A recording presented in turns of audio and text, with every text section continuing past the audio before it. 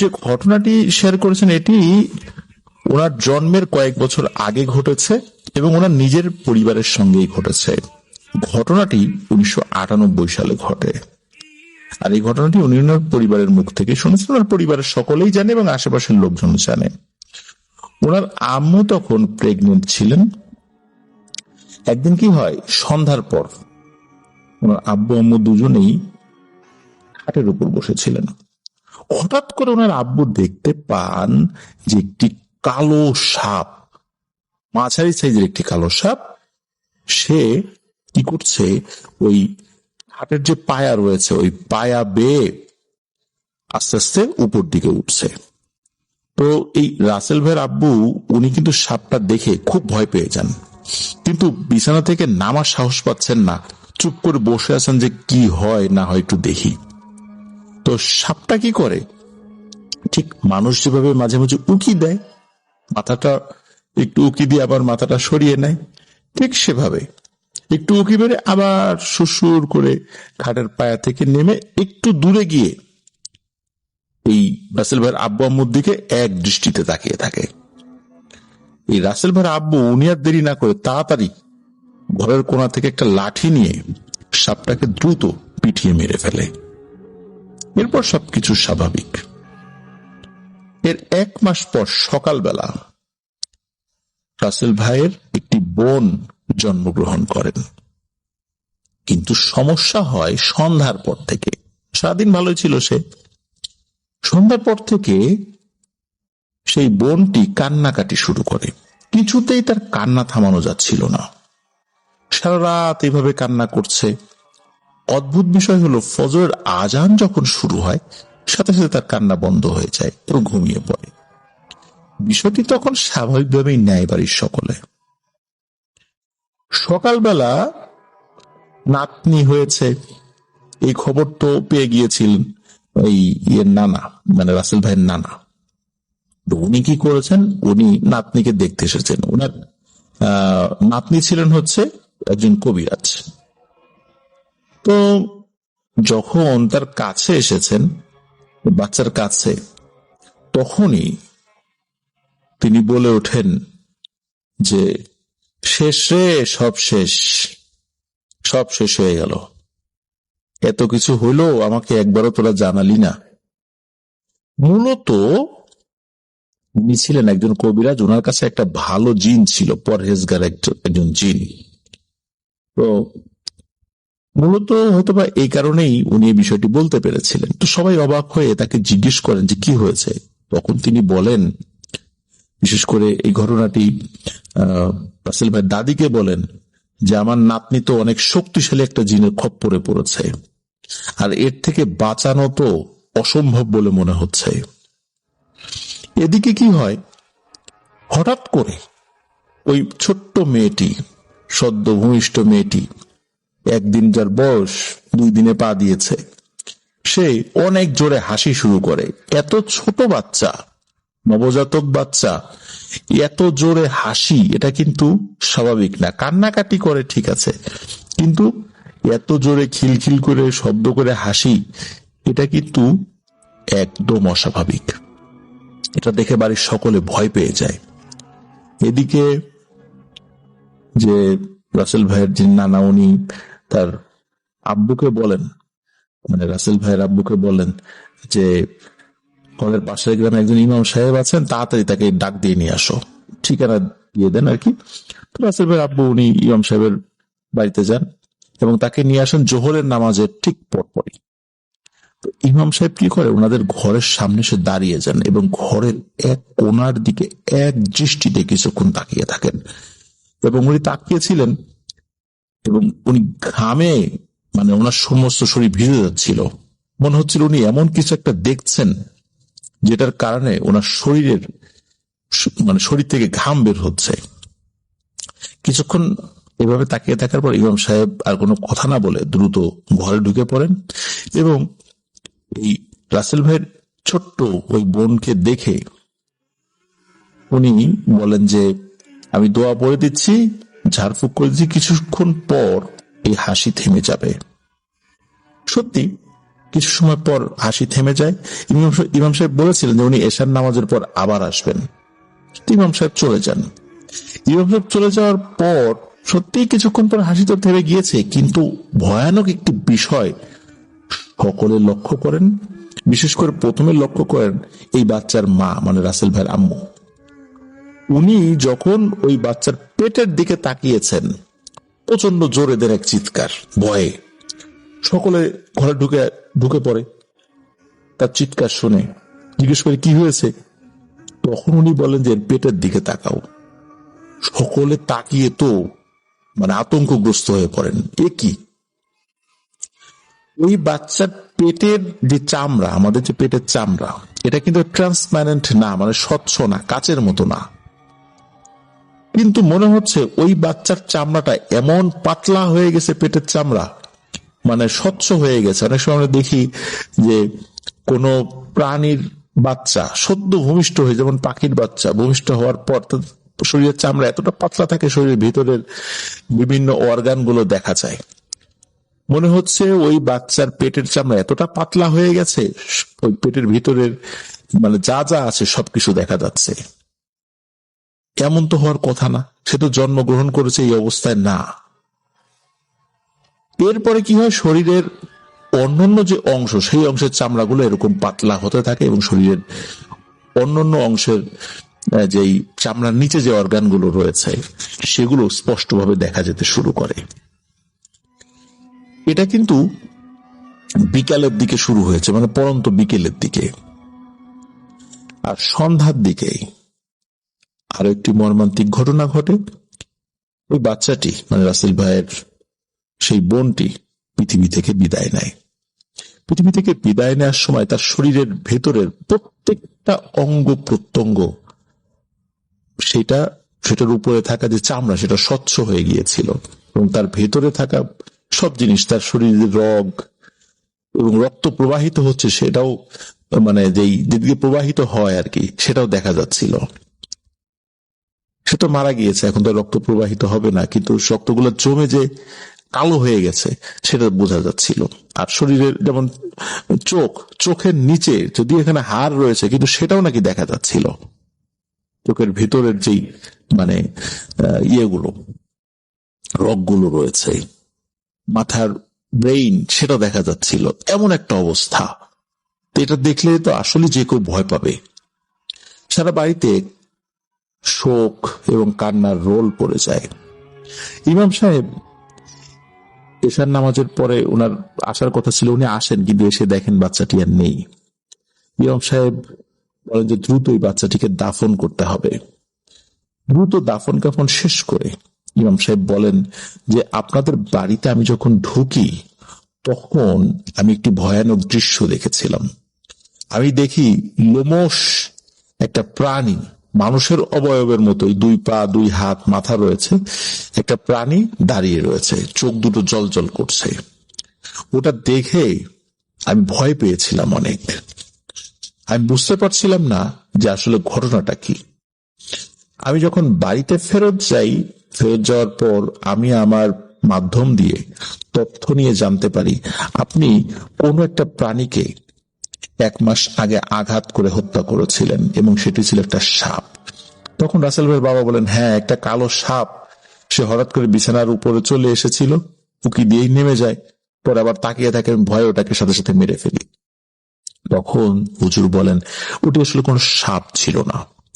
এই বাড়িতে হঠাৎ করে 2টো দুষ্টু প্রকৃতির জিনের বসবাস শুরু হয়। এই 2টা ছিল আপন ভাই। এই আপন ভাইদের একজনকে আপনি মেরে ফেলেছেন, আর এই কারণেই আর এক ভাই এটার বদলা নিয়েছে। আমি চেষ্টা করছি এটাকে এখান থেকে তাড়ানোর জন্য। ওই দিন রাত্রেই রাসেল ভাইয়ের মা বাবা দুজনই স্বপ্ন দেখেন যে একটা লোমশ একটা প্রাণী, মানুষের মতো অবয়ব, চোখ দুটো জ্বলছে, ঠিক যেমনটা ইমাম সাহেব বলেছিলেন। দুজনের স্বপ্ন কিন্তু পৃথক পৃথক ছিল, কিন্তু একই ছিল। মূল বিষয়টা একই ছিল। দুজনকেই বলেছে যে তোদের কোনো সন্তান আমি হতে দেব না, আমার ভাইয়ের হত্যার বদলা আমি নেব।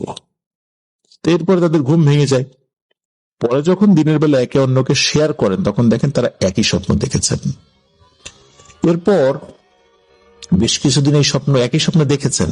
ওদিকে ইমাম সাহেব উনি চেষ্টা করে যখন ব্যর্থ হন যে ওইটাকে তাড়াতে, তখন উনি আর একটা সন্ধান দেন যে এই সন্ধানে গেলে ভালো একজন হুজুরকে পাওয়া যাবে। তো সেখানে যান, এটা জামালপুরের এক ইমাম সাহেব, তার কাছে যান। তার কাছে গিয়ে সব ঘটনা খুলে বলার পর ওই ইমাম সাহেব এই বাড়িতে আসেন। আসার পরে অনেক চেষ্টা করে ওই দুষ্টু জিনকে তাড়াতে সক্ষম হয়েছিলেন। এরপর থেকে আল্লাহর রহমতে আর কোনো সমস্যা ওই বাড়িতে হয়নি। আর এরপরেই 2000 সালের কাছাকাছি সময়ের দিকে জন্ম হয় রাসেল ভাইয়ের। তো এরপর থেকে ওনাদের পরিবারে মানে স্বাভাবিকভাবেই সবকিছু চলছে, আল্লাহর অশেষ রহমতে নতুন করে কোনো সমস্যা হয়নি। প্রিয় লিসেনার্স, এই ছিল ঘটনা। ধন্যবাদ জানাচ্ছি রাসেল ভাইকে, চমৎকার একটি ঘটনা আমাদের সাথে শেয়ার করেছেন যেটি তার পরিবারের সাথে ঘটেছিল। প্রিয় লিসেনার্স, আশা করছি ঘটনাটি আপনাদের ভালো লেগেছে। আর ভালো লাগলে এখনো যারা আমাদের চ্যানেল সাবস্ক্রাইব করেননি তারা দ্রুত সাবস্ক্রাইব করে ফেলুন প্লিজ। আর যারা ইতিমধ্যে সাবস্ক্রাইব করে ফেলেছেন অসংখ্য ধন্যবাদ, জাযাকাল্লাহ খাইরান। আর আমাদের চ্যানেলে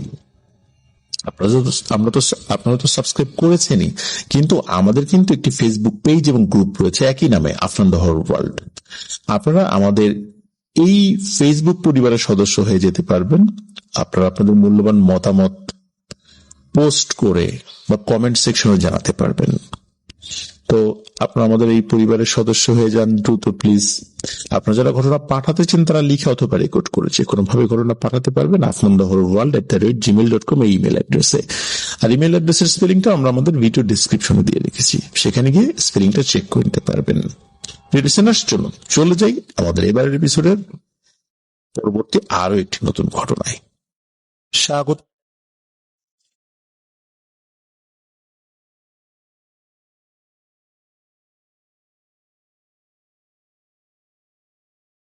প্রিয় লিসেনার্স, এখন যে ঘটনাটি আমি আপনাদের সামনে উপস্থাপন করতে যাচ্ছি, এই ঘটনাটি যিনি পাঠিয়েছেন তিনি চট্টগ্রাম মেডিকেল কলেজের 60তম ব্যাচের একজন স্টুডেন্ট, নাম প্রকাশে অনিচ্ছুক।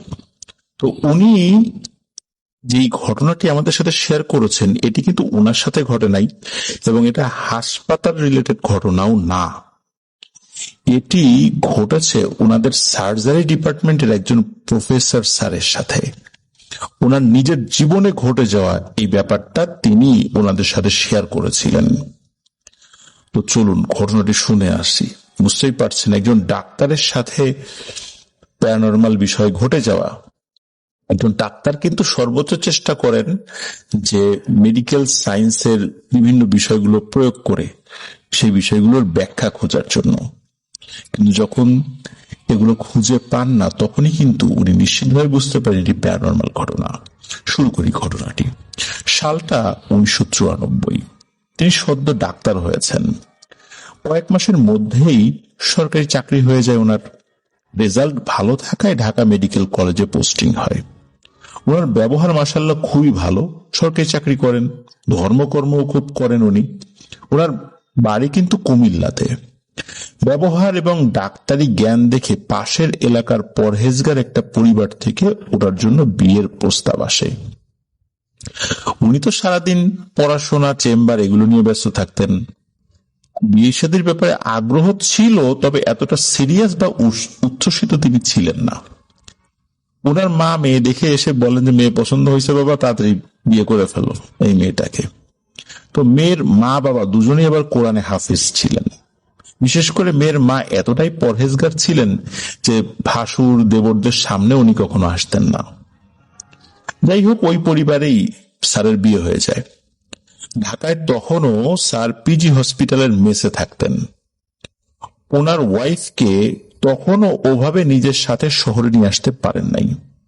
মাসে 2-1 বাড়িতে গেলে ওয়াইফের সাথে দেখা হতো। 6 কি 7 মাস একদম স্বাভাবিকভাবেই কেটেছে। হঠাৎ করে প্রফেসর স্যার খেয়াল করলেন যে রাত্রে ওনার স্ত্রী বিড়বিড় করে কার সাথে যেন কথা বলে। উনি বিষয়টা খুব একটা পাত্তা দেন নাই। ভাবলেন ঘুমের মধ্যে মাঝে মাঝে উনিও তো এরকম করেন, এটা স্বাভাবিক বিষয়। একদিন হঠাৎ ওনার ঘুম ভেঙে যায়। উনি স্পষ্ট শুনতে পান ওনার স্ত্রী একা একা বিড়বিড় করছে না। তার মানে হচ্ছে আরো 2-3টা কণ্ঠ এই প্রফেসর স্যারের কানে ভেসে আসছে। উনি সাইডে ফেরেন, দেখেন ওনার বউ এমন ভাবে বসে আছে যেন সামনে আরো মানুষ রয়েছে, তাদের সাথে কথা বলছেন তিনি। এত রাতে ওনার রুমে তো কেউ আসার কথা না। উনি আবার ঘুমিয়ে যান। উনি কিন্তু একটা বিষয় খেয়াল করেন, সাধারণত কিন্তু ওনার রাত জাগার অভ্যাস ছিল, নাইট ডিউটি করতে হতো হসপিটালে। তো শুয়ে পড়ার পর এপাশ ওপাশ করে কিছুক্ষণ পর ওনার ঘুম আসতো। কিন্তু যখনই উনি ওনার স্ত্রীর পাশে ঘুমাতেন, কি একটা মায়াজাল ওনাকে আচ্ছাদন করে ফেলতো, উনি কয়েক মুহূর্তের মধ্যে ঘুমিয়ে পড়তেন। এই বিষয়টাকে উনি স্বাভাবিকভাবেই নেন। ইতোমধ্যে ওনার প্রমোশন হয়, উনি কুমিল্লায় ট্রান্সফার হয়ে চলে আসেন। ফলে উনি নিয়মিত বাড়ি থেকে অফিস করতেন। একদিন যে ঘটনা ঘটে সেটা হলো রাত 1:30 থেকে 2:30 আনুমানিক। উনি ওয়াশরুমে যাওয়ার জন্য ওঠেন এবং ওয়াশরুম থেকে রুমে আসলেন। দেখলেন দুটো সাদা বেড়াল যেন জানালা দিয়ে লাফ দিয়ে বাইরে চলে গেল। তিনি কিন্তু শিক্ষিত মানুষ, ভাবলেন বিড়াল তো রুমে ঢুকতেই পারে, কিন্তু অবাক হলেন এটা ভেবে যে জানালা তো বন্ধ, তাও আবার কাঠের জানালা। জানালার শিক দিয়ে বেড়াল বের হওয়া দেখলেন, কিন্তু বেড়ালগুলো গেল কোথায়? উনি বিষয়টাকে খুব একটা পাত্তা দিলেন না। এভাবেই 2 বছর কেটে যায়। কোনো কারণে ওনাদের কোনো সন্তান হচ্ছিল না।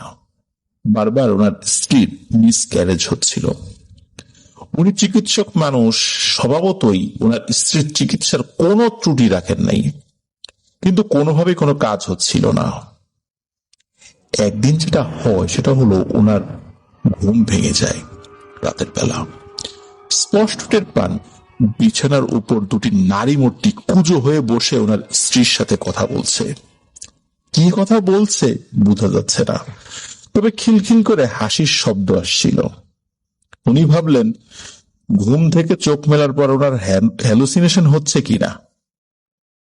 এই ভেবে উনি কিছুটা কাশি দেন, মানে গলা খাকারি দেন আর কি, যাতে করে হ্যালুসিনেশন কেটে যায়। তবে উনি কিছুই দেখতে পেলেন না। যখন চোখ মেলেছিলেন তখন দেখতে পেয়েছিলেন, যখন ওই কাশি দিয়ে উঠে বসেছেন তখন কিছু দেখেন না। এদিকে খুব যে প্যারানরমাল কিছু ঘটছিল তা কিন্তু না। তবে সমস্যা যেটা শুরু হয়েছে সেটা হলো, আগে উনি যখন ঘুমাতেন ওনার স্ত্রীর পাশে, কিন্তু এখন উনি ঘুমাতে পারছেন না। বারবার মনে হয় ঘরের আশেপাশে কেউ ঘোরাঘুরি করছে, ধূপধাপ শব্দ হচ্ছে, এরকম কিছু একটা। উনি এটাকেও ভাবলেন হয়তো শেয়াল বা বিড়াল হতে পারে। আর ওনার যে ধরনের চাকরি, অনেক সময় রাত জাগতে হয়, তারপরে অনেক সময় রাত জেগে আবারও দিনের বেলা ডিউটি করতে হয়।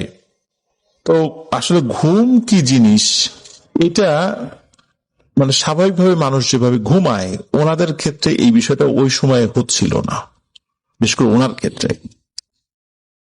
ওনার স্ত্রী কিন্তু সারাদিন স্বাভাবিক থাকতো, কিন্তু উনি ঘুমিয়ে যাওয়ার পর যতবার রাত্রে ঘুম ভেঙেছে ততবারই উনি ওনার বউকে আর শুয়ে থাকতে দেখেন নাই। দেখতেন যে বিছানায় বসে আছেন, প্রতিবারই ওনার স্ত্রী বসে থাকতো। আর এই বসে থাকাটা উনি প্রথম দিকে মনে করেছিলেন যে হয়তো হ্যালুসিনেশন হচ্ছে, উনি ভুল দেখছেন, কিন্তু বারবার কি হ্যালুসিনেশন হবে? যাই হোক, একদিন তিনি ওনার স্ত্রীকে জিজ্ঞেস করলেন, তুমি এভাবে বসে থাকো কেন? আর নিজে নিজে যে কথা বলছো এগুলো তো মানসিক রোগের লক্ষণ, তো তুমি ডাক্তার দেখাও, চলো ডাক্তার দেখাই, ভালো একজন মানসিক রোগের ডাক্তার দেখাই। তখন ওনার স্ত্রী কিন্তু খুব স্বাভাবিকভাবে কথা বলেন এবং এটাও বলেন যে তাদের যখন কোনো সন্তান হবে তখন উনি এভাবে আর বসে থাকবেন না, উনি ঘুমাবেন। এই কথা শুনে ওনার প্রফেসর স্যারের তো মানে অবাক হয়ে যাওয়ার মতো অবস্থা। কি বলে, সন্তান হলে বসে থাকবে না, শুয়ে থাকবে, এটা কি ধরনের কথা? উনি এই কথা শুনে খুব হতাশ হন। প্রফেসর স্যারের ফ্যামিলিতে কিন্তু টাকা পয়সা বা অন্য কোনো কিছুর ঝামেলা ছিল না। তবে স্যার যখন রাতে বিছানায় বসতেন, বসার সাথে সাথে কেমন একটা অস্থির হয়ে যেতেন।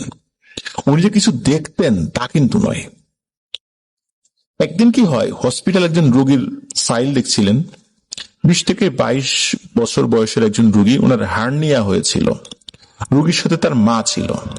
এভাবে কয়েকদিন ফলো আপে রেখে অপারেশন করে যেদিন রিলিজ দেবেন, সেদিন ওই রোগীর মা স্যারকে বলেন যে, ডাক্তার সাহেব, আপনার সাথে আমার কিছু কথা আছে। এমন ভাবে বললেন যে কথা আছে। তো অনেক সময় দেখা যায় ডাক্তার রোগীর আত্মীয় স্বজনকে কোনো প্রাইভেট কথা বলার জন্য, এমন কোনো কথা যে রোগীকে বলা যাচ্ছে না, তখন বলেন যে আপনি বসেন, আপনার সাথে আমার জরুরি কিছু কথা আছে। কিন্তু উল্টোটা হলো, ওই রোগীর মা বলছে যে ডাক্তার সাহেব, আপনার সাথে আমার কথা আছে। তো উনি তো চমকে উঠেছেন, ঘটনা কি বলবো, অপরিচিত একটা মানুষ। তো ওই মহিলাটি কোনো কথাবার্তা ছাড়াই হঠাৎ করে ডাক্তার সাহেবকে বলে ওঠেন, মানে প্রফেসর স্যারকে বলে ওঠেন, আপনি আবার আপনার স্ত্রীকে তালাক দিয়ে দেন।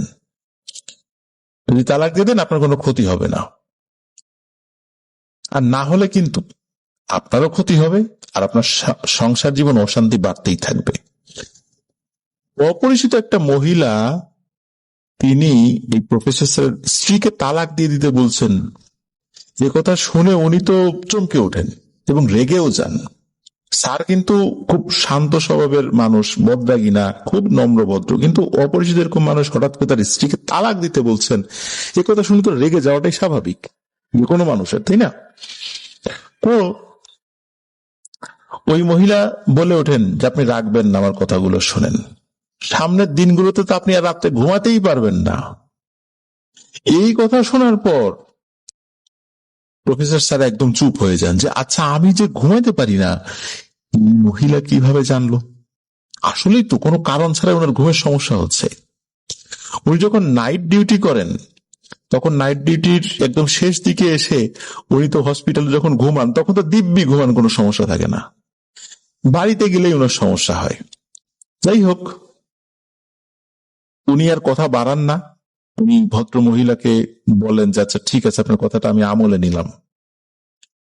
ও ভদ্র মহিলা ওনার কাছ থেকে বিদায় নিয়ে চলে যান। তো ওই দিন বাড়িতে গিয়ে উনি আর মনের মধ্যে কোনো সন্দেহ রাখতে চান না। ওনার স্ত্রীকে বলেই ফেলেন যে সত্যি করে বলো, তোমার সাথে কি সমস্যা, কি হচ্ছে তোমার সাথে, আমি ঘুমাইতে পারি না কেন? তো ওনার বউ প্রথম দিকে একটা চুপ করে বসে আছেন।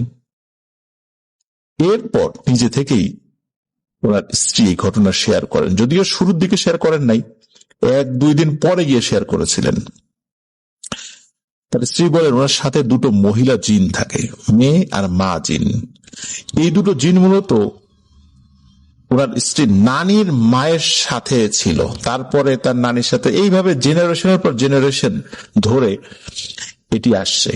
মূলত ওই জেনারেশনে কোনো কন্যা সন্তান হলে, প্রথম সন্তান যেটা কন্যা সন্তান হয়, তার সাথে তারা অবস্থান করে। এই লিগেসি টিকিয়ে রাখার জন্য প্রথম সন্তান কন্যা সন্তানই হতে হবে। ছেলে সন্তান কনসিভ করলে নানাভাবে এই জিনগুলো চেষ্টা করতে যেন এই সন্তানের জন্ম না হয় এবং মিসক্যারেজ হয়ে যায়। এবং এই কারণেই মূলত ওনার মিসক্যারেজ হচ্ছিল, কারণ ওই সন্তানগুলো মিসক্যারেজ হয়েছে এই প্রফেসর স্যারের স্ত্রীর, এগুলো ছিল পুত্র সন্তান। যাই হোক, পরবর্তীতে স্যারের বিভিন্ন ধরনের সমস্যা দেখা দেয়। বছর ঘুরতে না ঘুরতেই একটা পর্যায়ে উনি আসলে বাধ্য হয়েই আলাদা হয়ে যান তার স্ত্রী থেকে এবং চট্টগ্রামে সেটেল হয়ে যান। এখানে এসে উনি একজন ডাক্তারকে বিয়ে করেন। অবাক করা বিষয়, স্যারের এখন 2 মেয়ে, আর স্যারের 1 মেয়ে, এই যে আমাদেরকে যিনি ঘটনা পাঠিয়েছেন, তাদেরই ব্যাচমেট, মানে 60তম ব্যাচের একজন স্টুডেন্ট। প্রিয় লিসেনার্স, খুবই অদ্ভুত একটি ঘটনা, তাই না? ওরকম কিন্তু ভয়ের ঘটনা কিন্তু না যে ভয়ানক কিছু দেখেছে, চেপে ধরেছে গলা বা এরকম কিছু না। কিন্তু দেখুন, একজন ডাক্তার হয়েও, প্রফেসর লেভেলের একজন ডাক্তার হয়েও, যিনি একজন শিক্ষক, বহু ডাক্তারের আবার উনি শিক্ষক, উনিও এই ধরনের সমস্যার মুখোমুখি হয়েছেন এবং এটার উনি ব্যাখ্যা করতে পারেন নাই। একটা পর্যায়ে এসে ওনাকে আলাদাই হয়ে যেতে হয়েছিল, বাধ্য হয়ে। সংসার করতে পারেন নাই ওনার প্রথম স্ত্রীর সাথে। তো এটি ছিল ঘটনা। ধন্যবাদ যিনি ঘটনা পাঠিয়েছেন। সঙ্গত কারণ তার নামটি বলতে পারিনি, প্রফেসর স্যারের নামটি বলতে পারিনি আমরা, তো কারণ বুঝতেই পারছেন যে বিষয়গুলো একটু সেন্সিটিভ, এই কারণে নামটা বলা হয়নি। লিসেনার্স, আশা করছি ঘটনাটি আপনাদের ভালো লেগেছে। আর ভালো লাগলে যারা আমাদের চ্যানেলে এখনো সাবস্ক্রাইব করেননি তারা দ্রুত সাবস্ক্রাইব করে ফেলুন প্লিজ। আর যারা ইতিমধ্যে সাবস্ক্রাইব করে ফেলেছেন তাদেরকে অসংখ্য ধন্যবাদ, জাযাকাল্লাহু খাইরান। আপনারা কিন্তু আমাদের ফেসবুক পেজ এবং গ্রুপের সাথে যুক্ত হয়ে আপনারা আপনাদের মূল্যবান মতামত পোস্ট বা কমেন্ট করে জানাতে পারেন। আর এই জন্য আপনারা আমাদের পরিবারের সদস্য হয়ে যান। আমাদের যে ফেসবুক পেজ এবং গ্রুপ একই নাম, আফরান দ্য হোল ওয়ার্ল্ড, এই দুটো লিংক আমরা আমাদের ভিডিও ডেসক্রিপশনে দিয়ে রেখেছি। সেখানে গিয়ে আপনারা আমাদের পরিবারের সদস্য হয়ে যেতে পারবেন। আর আপনারা যারা ঘটনা পাঠাতে চান তারা লিখে অথবা রেকর্ড করে যে কোনোভাবে ঘটনা পাঠাতে পারবেন afrantheholeworld@gmail.com এই ইমেল অ্যাড্রেসে। আর ইমেল অ্যাড্রেসের স্পেলিংটা আমরা আমাদের ভিডিও ডেসক্রিপশনে দিয়ে রেখেছি, সেখানে গিয়ে স্পেলিংটা চেক করে নিতে পারবেন। লিসেনার্স, চলুন চলে যাই আমাদের এবারের এপিসোডের পরবর্তী আরো একটি নতুন ঘটনায়। প্রিয় লিসেনার,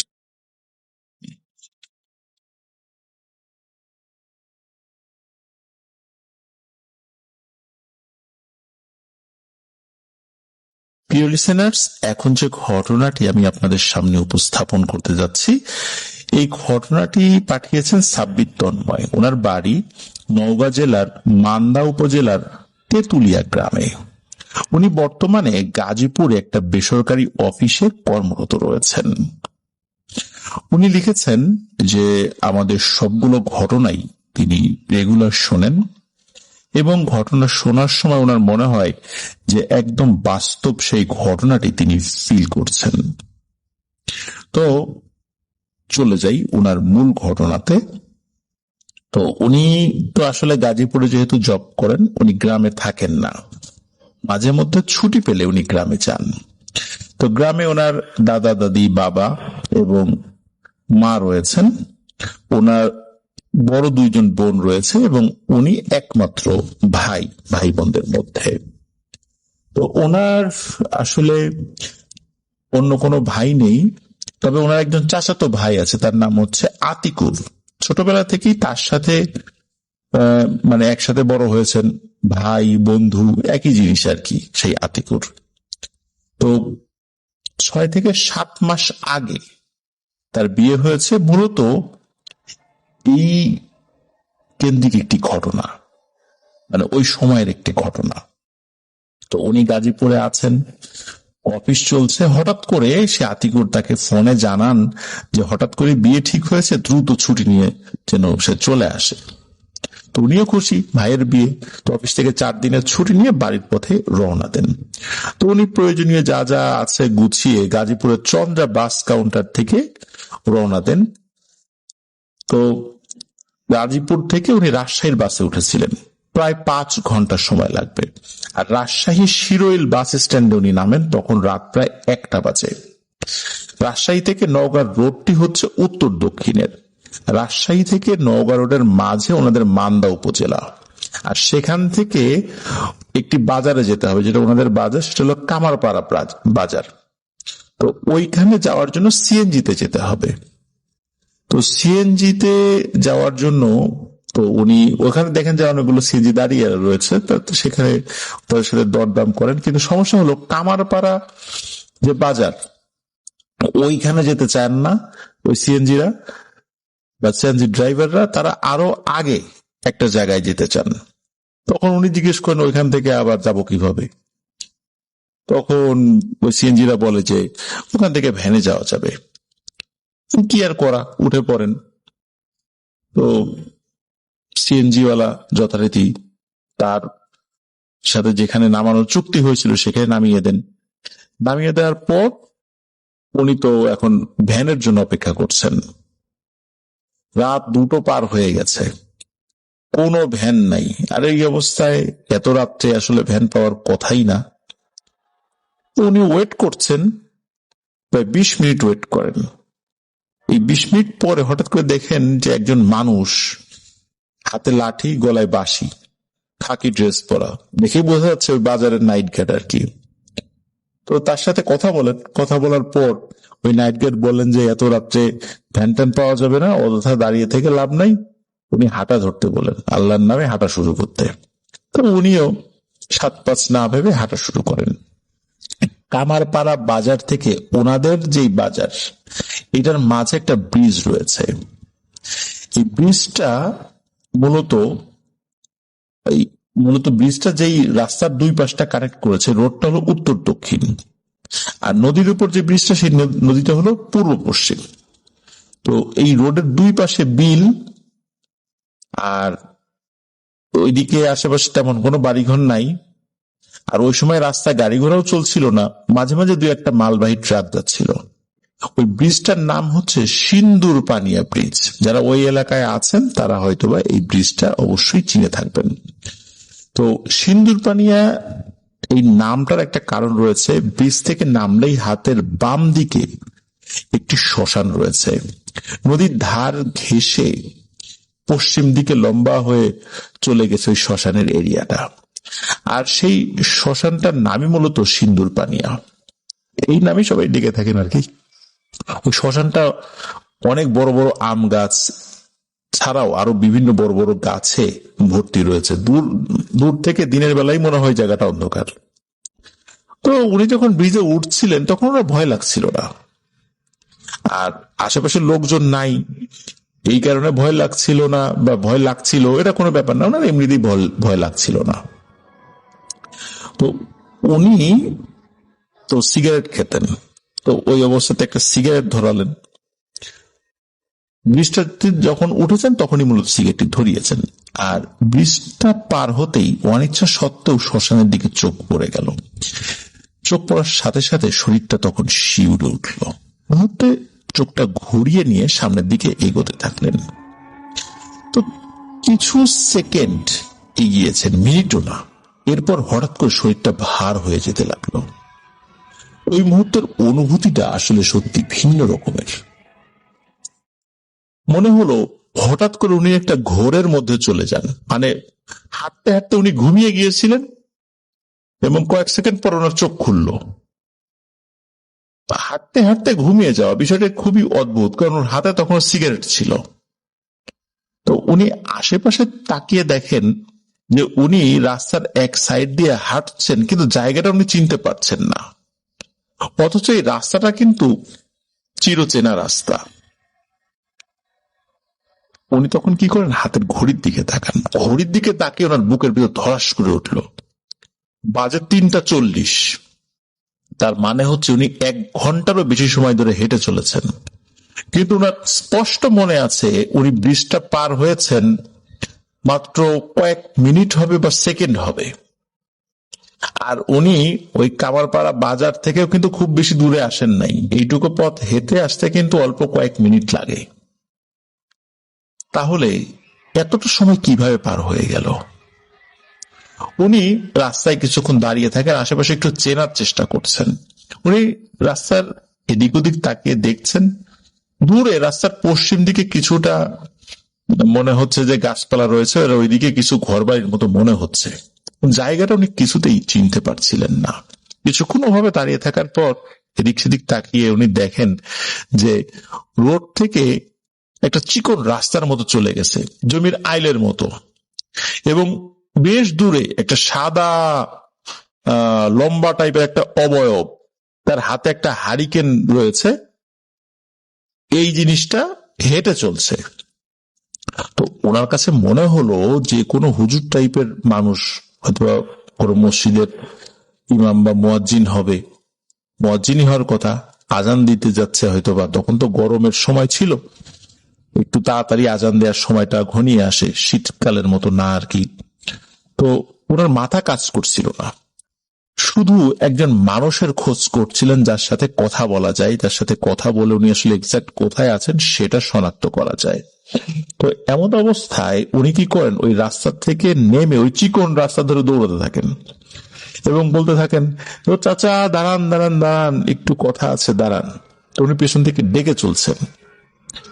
আর উনি চিন্তা করছেন, উনি যদি মসজিদের মুয়াজ্জিন হয় ওনার সাথে মসজিদে যাবেন, ফজরের নামাজ পড়ে ভোরের আলো ফুটলে বাড়ির দিকে যাবেন। যেহেতু একটু ভয় পেয়েছেন বা চেনা পরিচিত লাগছে না রাস্তাটা, এই ভাবছেন আর দৌড়াচ্ছেন আর ওনাকে ডাকছেন।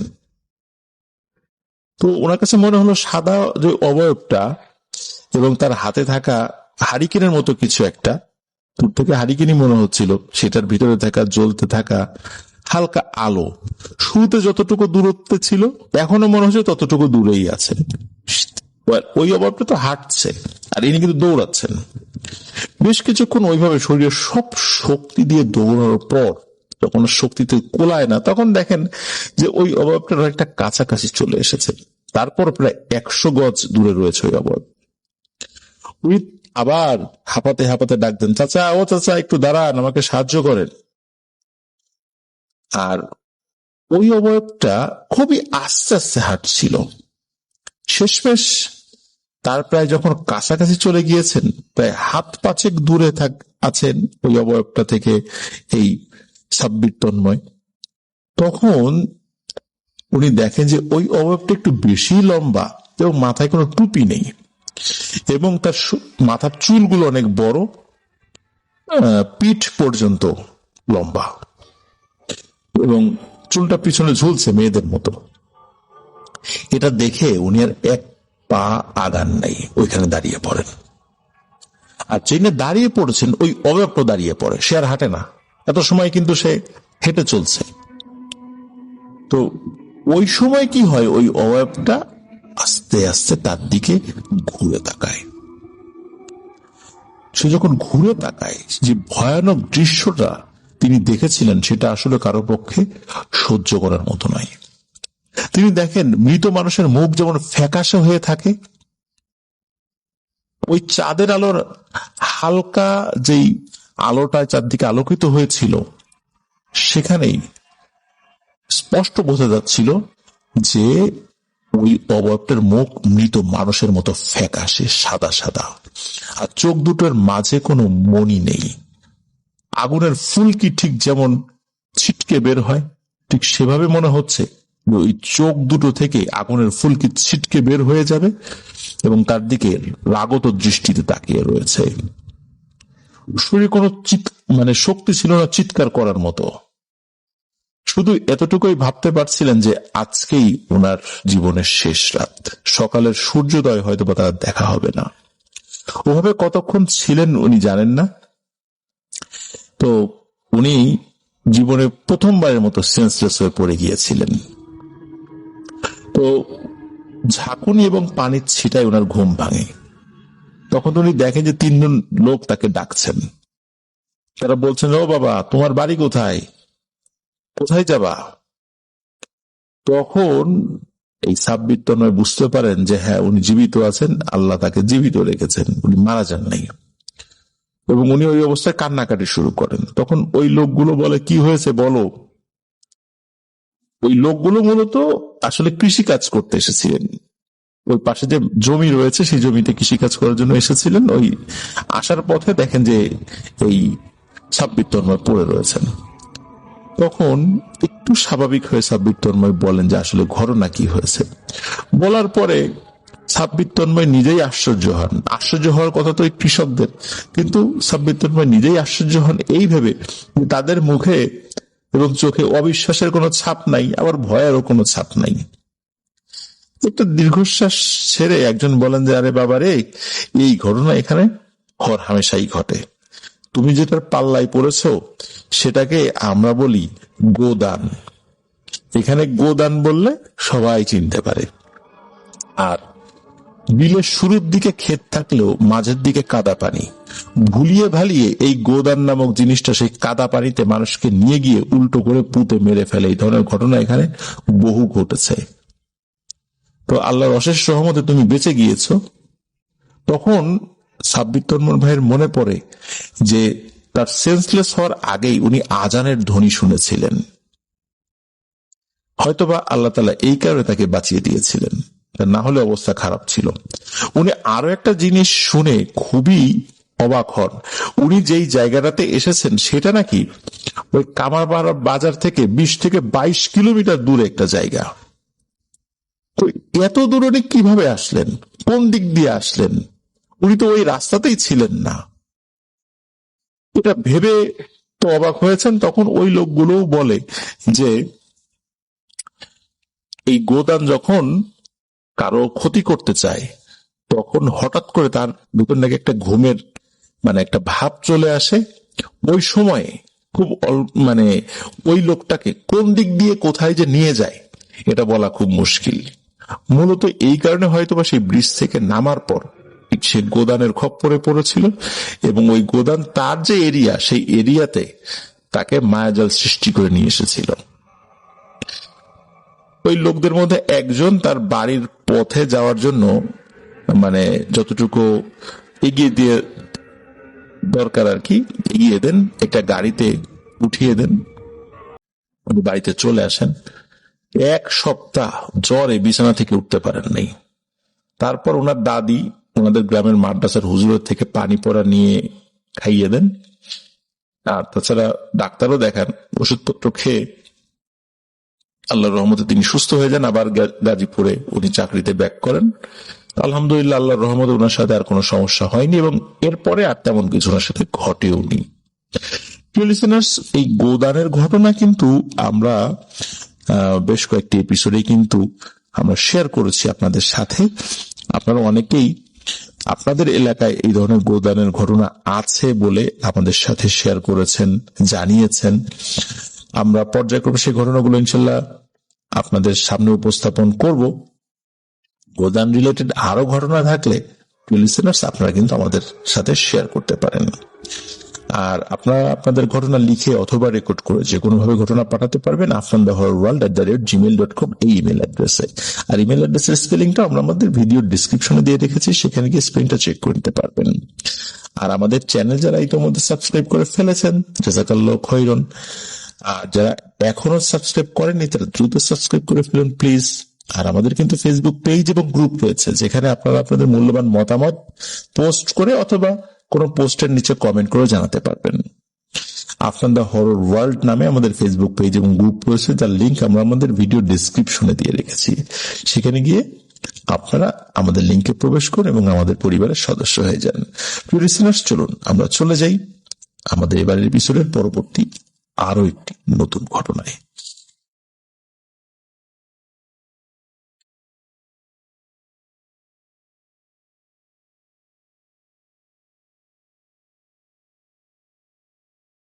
প্রিয় লিসেনার্স, এখন যে ঘটনাটি আমি আপনাদের সামনে উপস্থাপন করতে যাচ্ছি, এই ঘটনাটি আমাদেরকে পাঠিয়েছেন মোহাম্মদ নূর হোসেন হৃদয়।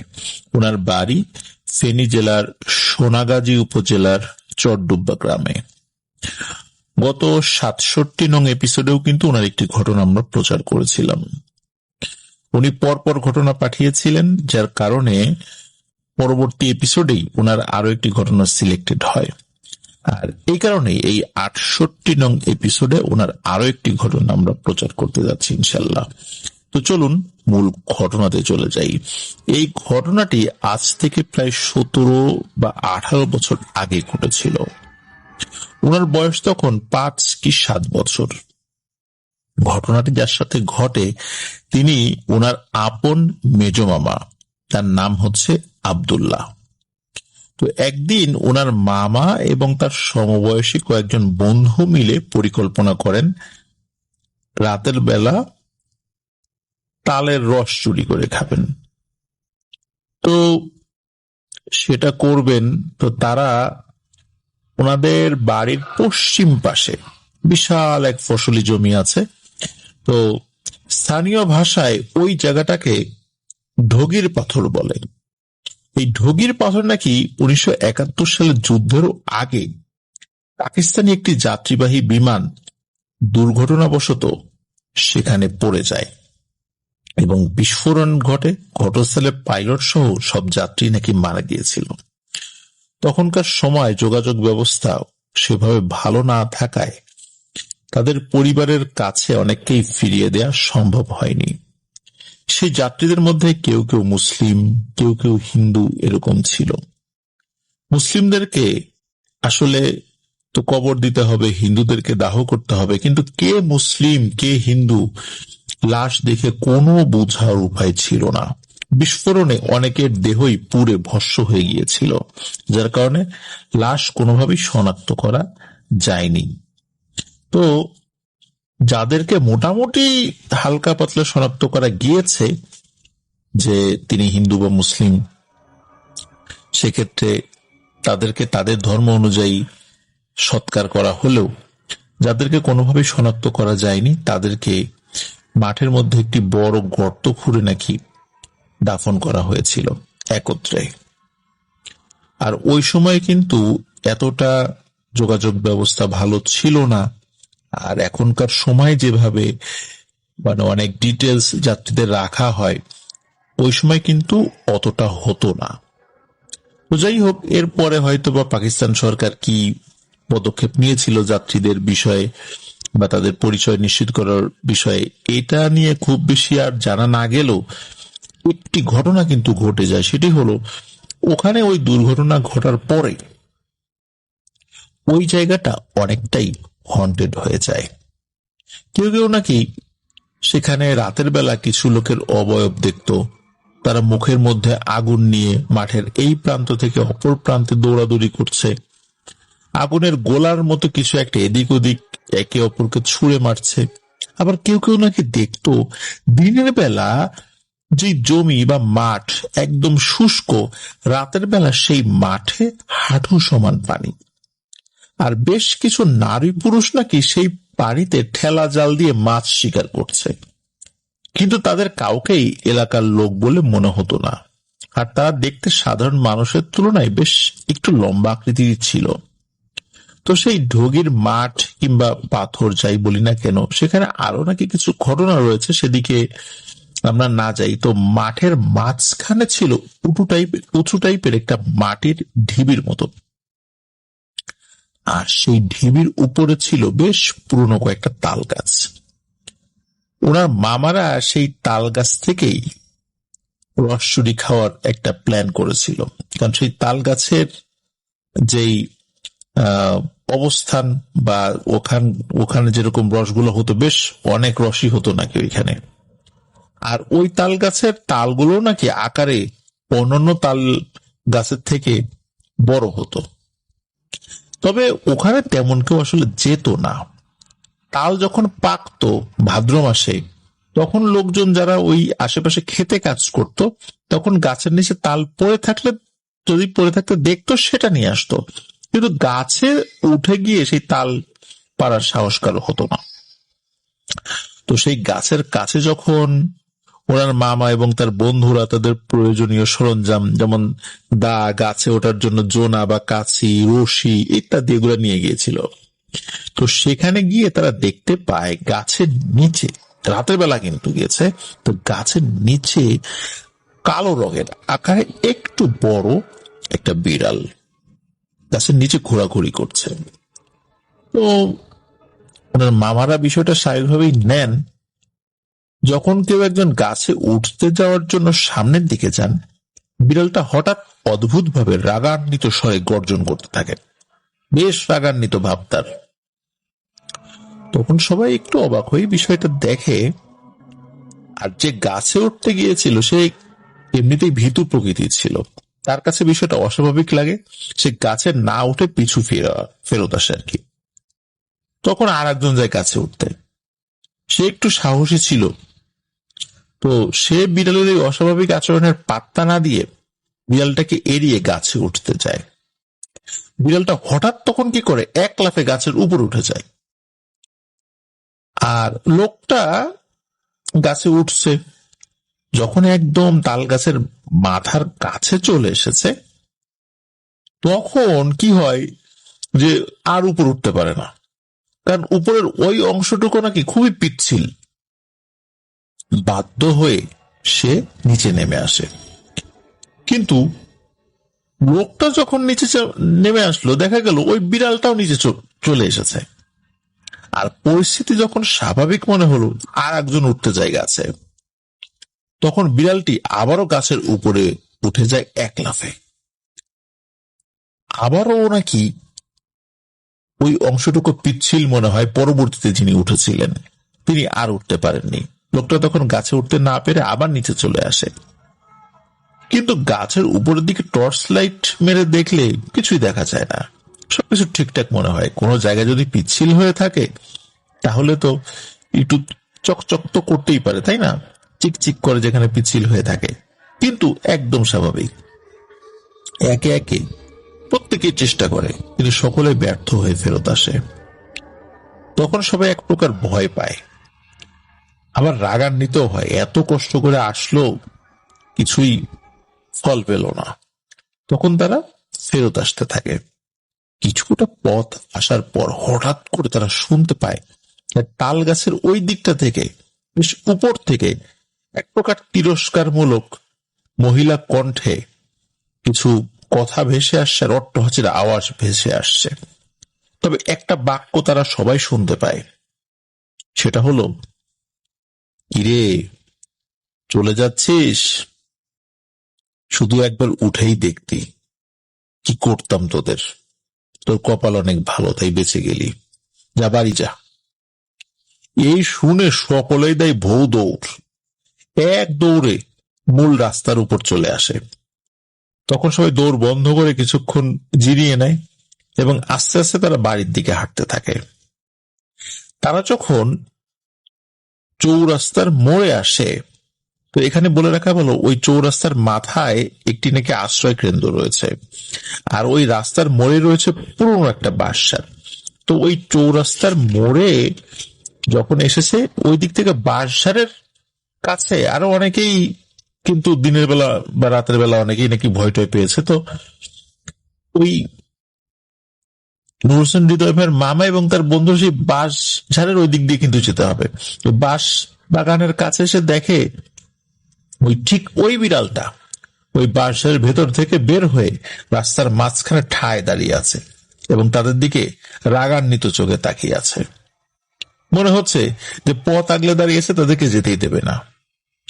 এই বিড়ালটাকে দেখেই এই নূর হোসেন হৃদয় ভাইয়ের যে মামা, ওনার কিন্তু রাগ উঠে গেছে।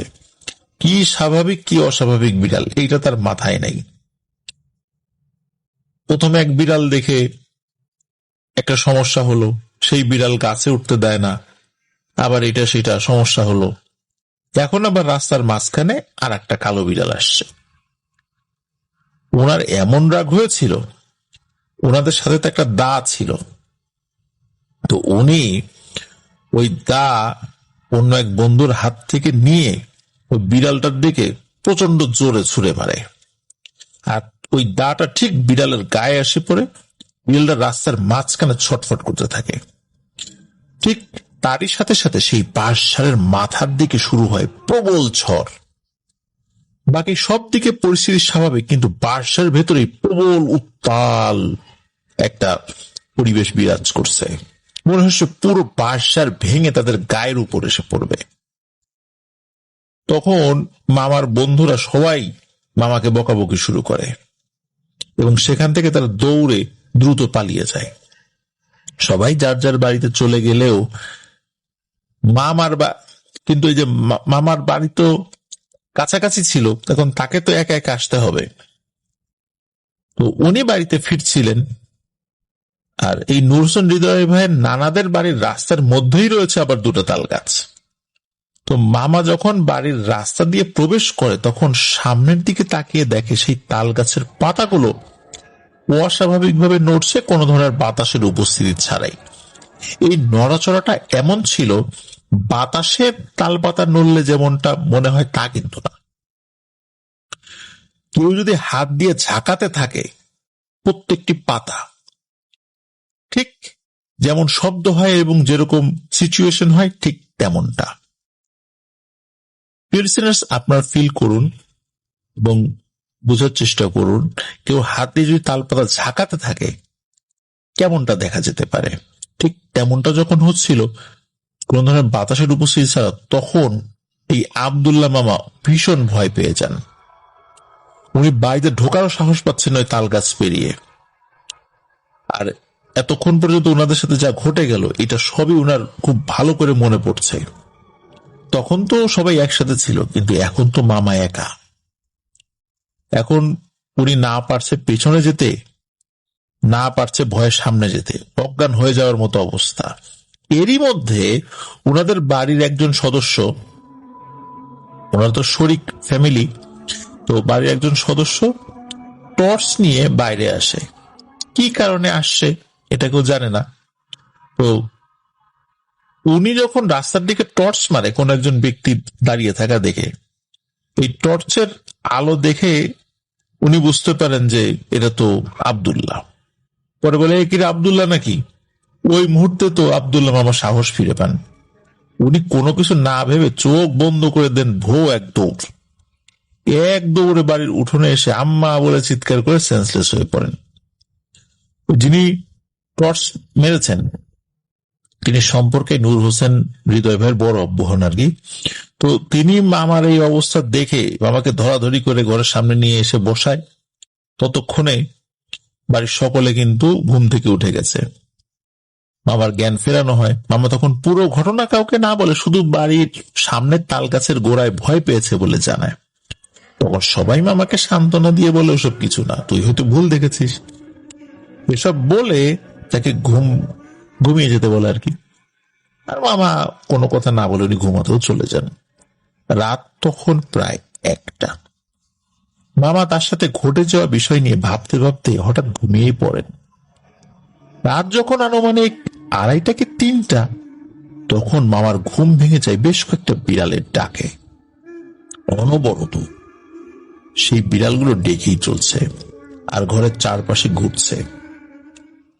মামার রুমের বাইরে যেই জায়গাটা রয়েছে সেখানে মনে হচ্ছে যে টিনের উপরে, টিনের বেড়া তো, টিনের উপর যদি কেউ নখ দিয়ে আঁচড় কাটে যেমন শব্দ হয়, মনে হচ্ছে ওই বিড়ালগুলো ওই নখ দিয়ে টিনের উপর আঁচড় কাটছে। এই অবস্থা যখন হয় তখন মামা তো ভীষণ ভয় পেয়ে যান। ওই সময় তো ছিল গরমের সিজন।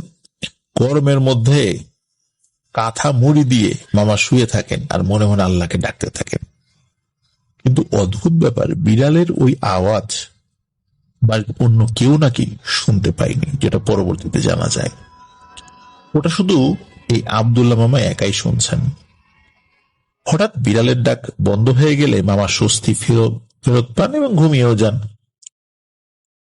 মামার কিন্তু পরের দিন জ্বর বা অন্য ধরনের কোনো সমস্যা দেখা দেয়নি, যেটা সাধারণত এই ধরনের ক্ষেত্রে হয়ে যায়। রাতটা ঠিকই ভালোভাবেই কেটে যায়। সকালবেলা ঘুম থেকে উঠে মামা কারোর সাথে আর কথা বলেন না, নাস্তাও করেন না, বেশ চুপচাপ হয়ে যান। সারাদিন ভাবতে থাকেন তার সাথে কি কি ঘটনা ঘটে গেল। তাহলে সবই কি ওই বিড়ালটাকে আঘাত করার কারণে হচ্ছে? এসব ভেবে মামা নিজেও খুবই অনুতপ্ত হতে থাকেন। সারাদিন তেমন কিছুই খান নাই, মন মরা হয়ে বসে থাকেন। ঘরের লোকেরা কিছু জিজ্ঞেস করলেও কিছু না বলে এড়িয়ে চলে যান। বিকালবেলা সেই বন্ধুদের সাথে দেখা হলে রাতের বিষয় নিয়ে যখন কথা তোলে সবাই, তখন মামা ওনার সাথে যে ঘটনাগুলো ঘটেছে সেগুলো শেয়ার করেন। এই শুনে তার বন্ধুরা কিন্তু সবাই তাকে নিয়ে হাসি তামাশা শুরু করে। ওখান থেকে মামা মন খারাপ করে বাড়িতে চলে আসেন। বিকেলের পর সন্ধ্যা হয়ে যখন রাত নেমে আসে, মামার মনে হঠাৎ অজানা ভয় জানান দিতে শুরু করে। মামার ভেতর এমন শুরু হয়ে যায় যেন ভয়ে কোথায় লুকাবে এই অবস্থা।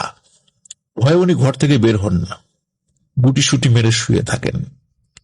রাতে খেতে ডাকলে খাবেন না বলে জানিয়ে দেন এবং আবার শুয়ে থাকেন। মামার এমন আচরণ বাড়ির সবাইকে ভাবিয়ে তোলে যে ছেলেটা সারাদিন কিছুই খায়নি, আবার খেতে ডাকলেও আসছে না, হঠাৎ হলোটা কি? বাড়ির সদস্য তো জানে না যে রাতে এতগুলো ঘটনা ঘটেছে, শুধু জানে যে বাড়ির কাছে যে তাল গাছ সেখানে ভয় পেয়েছে। এদিকে নূর হোসেন হৃদয় ভাইয়ের যিনি নানি, উনি মামার রুমে গিয়ে মামার গায়ে হাত রাখলেন। তখন মামা ভয়ে কেঁপে উঠলেন, এক লাফ দিয়ে বিছানায় বসে পড়েন। মামার এই আচরণে নানি কিন্তু বেশ ভয় পান। আসলে মামার হয়েছেটা কি, এটা যখন তিনি জানতে চান তখন মামা তো প্রথমে বলতে চান না। বেশ চোরাচুরি করার পর উনি বলতে রাজি হন এবং গতকাল রাতের পুরো ঘটনা নানিকে খুলে বলেন। তো নানি যখন এসব কথা শোনেন তখন খুব বকাবকি করেন এবং বলেন যে গতকাল যখন যেতে চাইলাম তখন কেন বললি না, আর তোর কি দরকার ছিল ওই ঢগির পাথরের ওখানে যাওয়ার। তো যাই হোক, এরকম বকাবকি করতে থাকে আর নানা বাড়িতে আসার জন্য অপেক্ষা করতে থাকে। পরে নানা যখন বাড়িতে আসেন তখন নানি বিষয়টা নানাকে খুলে বলেন। নানাও মামাকে প্রচুর বকতে থাকেন।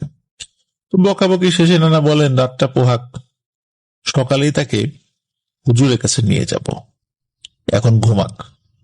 খাওয়া দাওয়া করে বাড়ির সকলেই ঘুমিয়ে পড়ে। মামাও মাঝ রাতে হঠাৎ করে বাঁচাও বাঁচাও বলে চিৎকার করতে থাকেন।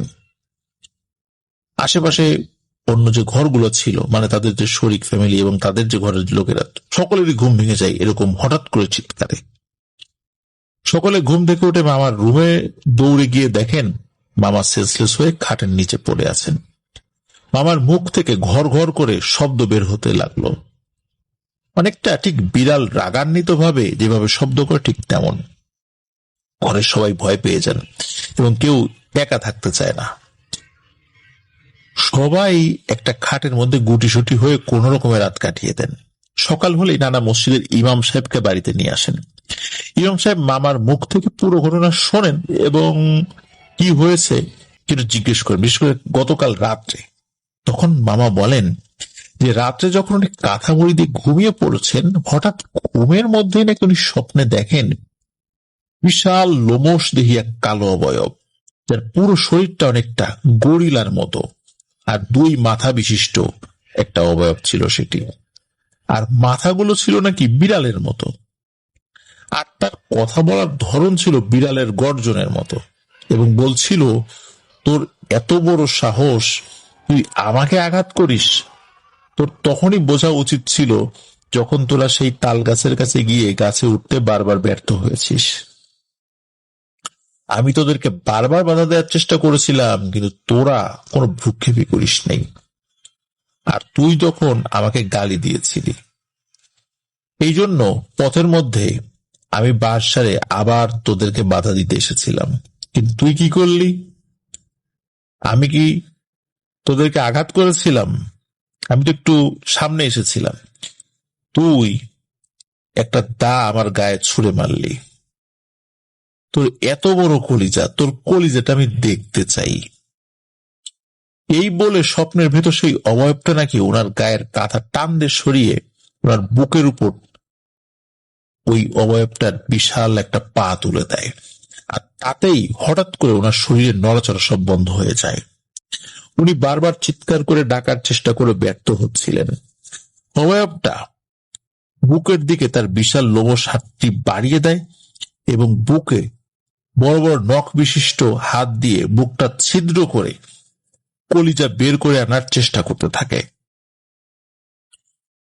তখনই মামা আয়াতুল কুরসি পাঠ করতে থাকেন এবং পুরো শরীরের শক্তি দিয়ে চিৎকার দেন, এবং চিৎকার দেওয়ার পরেই উনি বেহুশ হয়ে বিছানা থেকে নিচে পড়ে যান। এরপরে কি হয়েছে ওনার মনে নাই। বাড়ির সকলে দেখেন যে মামার বুকের উপর সত্যি গভীর ক্ষত সৃষ্টি হয়েছে। তার মানে মামা সত্যি দেখেছেন যে একটা অবয়ব তাকে আঘাত করেছে। এটা কোনো স্বপ্ন ছিল না, এটা বাস্তব ছিল। হুজুর তখন মামাকে একটা মাটিতে কুণ্ডলি এঁকে সেই কুণ্ডলির মধ্যে বসিয়ে দেন এবং দোয়া কালাম পরে মামার শরীরে যখনই ফু দিয়েছেন তখনই মামার গলার স্বর পাল্টে যায়। তখন মামা হুজুরকে উদ্দেশ্য করে বলেন, আচ্ছা আমাকে কেন ডাকা হয়েছে? হুজুর বলেন, আচ্ছা তুমি একে ডিস্টার্ব করছো কেন, সে তোমার কি ক্ষতি করেছে? তখন মামার ভেতরে থাকা সেই অশরীরই জবাব দেয় যে ওর এত বড় সাহস, ও আমাকে ইচ্ছাকৃত ভাবে আঘাত করেছে, আমি তো ওকে ছাড়বো না, ওর প্রাণ না নিয়ে আমি ক্ষান্ত হব না। হুজুর, তুমি আমার হাত থেকে ওকে কিন্তু সহজে বাঁচাতে পারবা না, ও হয়তো চেষ্টা না করে চলে যাও।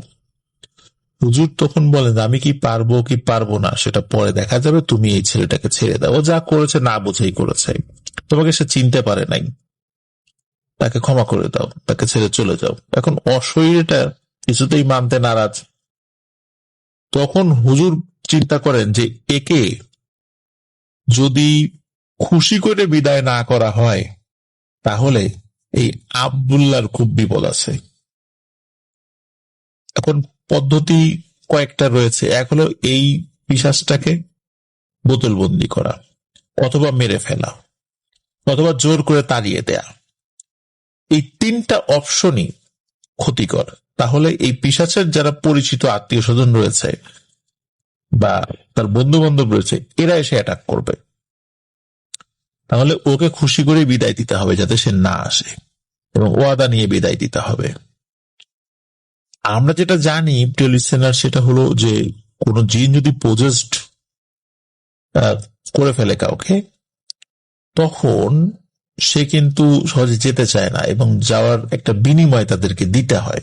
এবং এটা কেন দিতে হয় এটাও আমি মোটামুটি কয়েকজনের সাথে আলোচনা করে যেটা বুঝতে পেরেছিলাম এবং বিভিন্ন ভাবে অ্যানালাইসিস করে বুঝতে পেরেছি, সেটা হলো যে যদি যেতে হয় তখন একটা কাফফারা তাদেরকে দিতে হয়, তাহলে নাকি ওরা চলে যেতে পারে। তা না হলে ওরা নাকি আবার ওই ব্যক্তির উপর ফেরত আসতে হয়, তা না হলে আবার ওদের ক্ষতি হয়।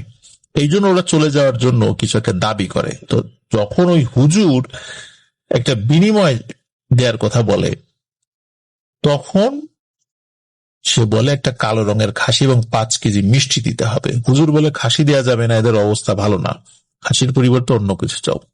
তখন খাসির পরিবর্তে একটা কালো রঙের মুরগি এবং 5 কেজি মিষ্টি, যেন রাতের বেলা এই আব্দুল্লাহ বাবা ঠিক যেখানে বিড়ালটাকে আঘাত করেছিল একা একা গিয়ে সেখানে রেখে আসে, এবং সোজা সামনের দিকে রেখে চলে আসে, পিছন দিকে যেন না তাকায়। হুজুর তখন বলে ঠিক আছে তাই হবে, তুমি এখন চলে যাও। তো সত্যি ওই অশরীরটা মামার শরীর ছেড়ে দেয়, মামার সেন্সলেস হয়ে মাটিতে মুখ থুবড়ে পড়ে যান। আর হুজুর কি করেছেন, মামাকে প্রায় 41 দিন একটা আমল দিয়েছিলেন, এই আমলগুলো করতে বলেছিলেন।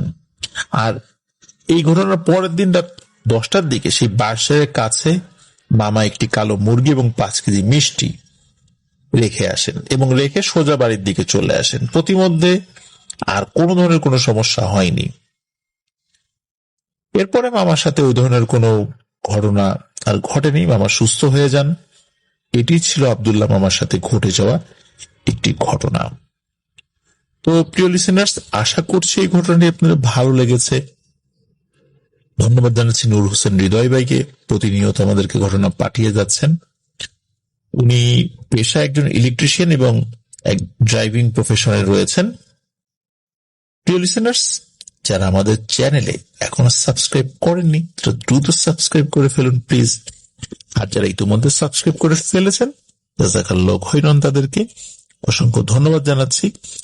আর আমাদের কিন্তু একটি ফেসবুক পেজ এবং গ্রুপ রয়েছে, আফনান দা হরর ওয়ার্ল্ড নামে। আর এই দুইটা লিঙ্ক কিন্তু আমরা আমাদের ভিডিও ডেসক্রিপশনে দিয়ে রেখেছি। সেখানে গিয়ে আপনারা আমাদের পরিবারের সদস্য হয়ে যেতে পারবেন। আপনারা আপনাদের মূল্যবান মতামত পোস্ট করে বা কোনো পোস্টে কমেন্ট করে জানাতে পারবেন। আর আপনারা যারা ঘটনা পাঠাতে চান তারা লিখে অথবা রেকর্ড করে যে কোনো ভাবে ঘটনা পাঠাতে পারবেন afnanthehorrorworld@gmail.com এই ইমেল অ্যাড্রেসে। আর ইমেল অ্যাড্রেসের স্পেলিংটাও আমরা আমাদের ভিডিও ডেসক্রিপশনে দিয়ে রেখেছি, সেখানে গিয়ে স্পেলিংটা চেক করে নিতে পারবেন।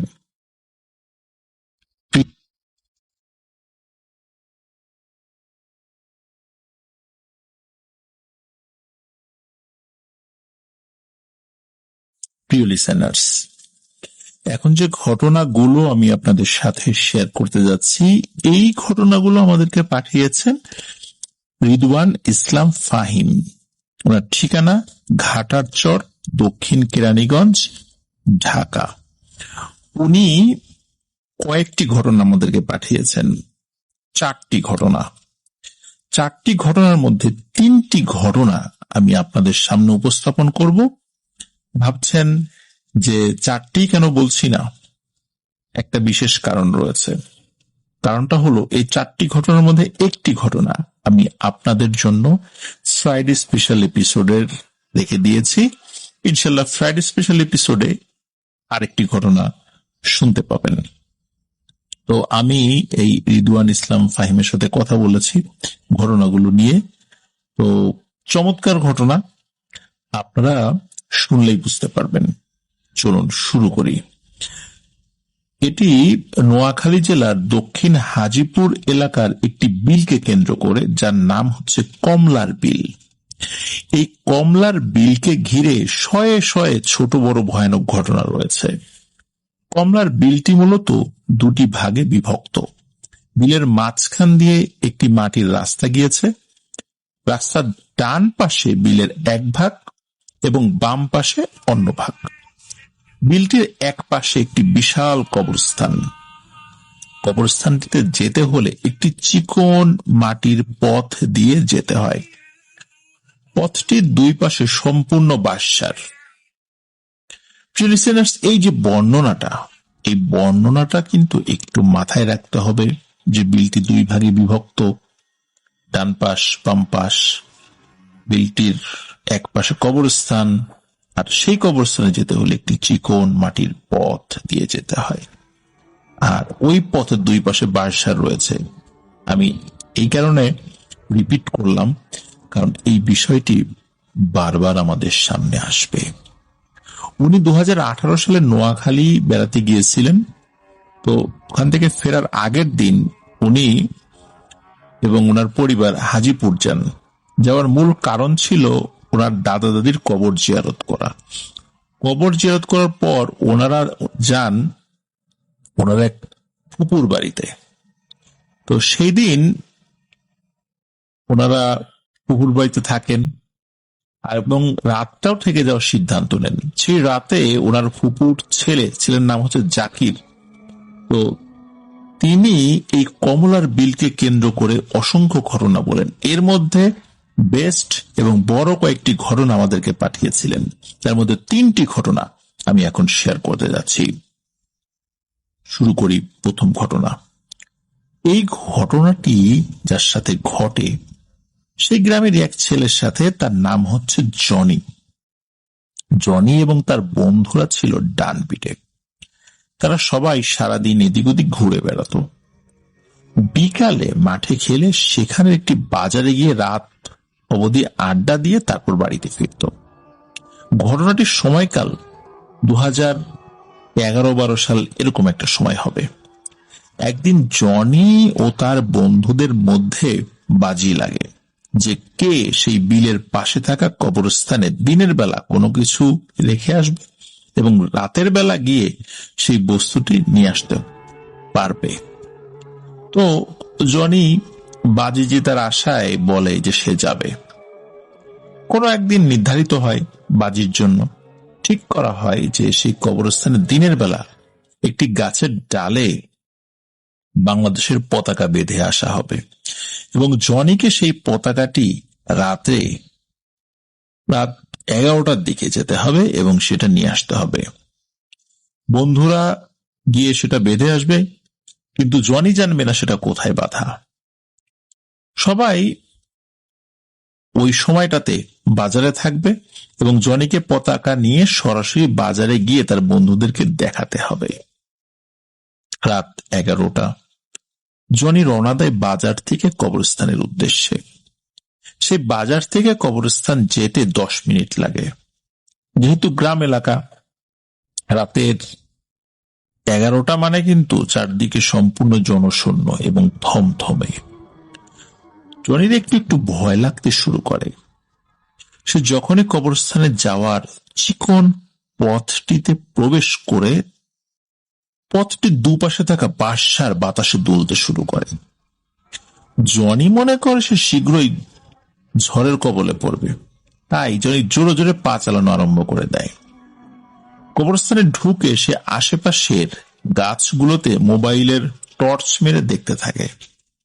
সে দেখতে পায় একটি গাছের নিচু একটি ডালে একটি ছোট্ট পতাকা বাঁধা। সে গাছে উঠে পতাকাটা নিয়ে নামছে, এমন সময় বিকট এক আওয়াজ হয়। আওয়াজটি এমন যেন কোনো বিস্ফোরণ হয়েছে। আওয়াজটি শুনে জনি মারাত্মকভাবে আঁতকে ওঠে এবং নিচে পড়ে যায়। জনি তড়িঘড়ি করে উঠে কবরস্থানের বাইরের দিকে দৌড় লাগায়। কবরস্থানের বাইরে পা দিতেই তার মনে পড়ে সে যখন গাছ থেকে নিচে পড়ে যায় তখন পতাকাটা তার হাত থেকে ছুটে যায় এবং সেখানে রয়ে যায়। সে আবার দৌড়ে ভেতরে যায়। সে গাছের কাছে গিয়ে মাটিতে পড়ে থাকা পতাকাটি হাতে নিয়ে সোজা হয়ে দাঁড়িয়েছে, এমন সময় পাশে কিছু একটা সে পড়ে থাকতে দেখে। সে ভালো করে দেখার জন্য মোবাইলে টর্চ অন করে।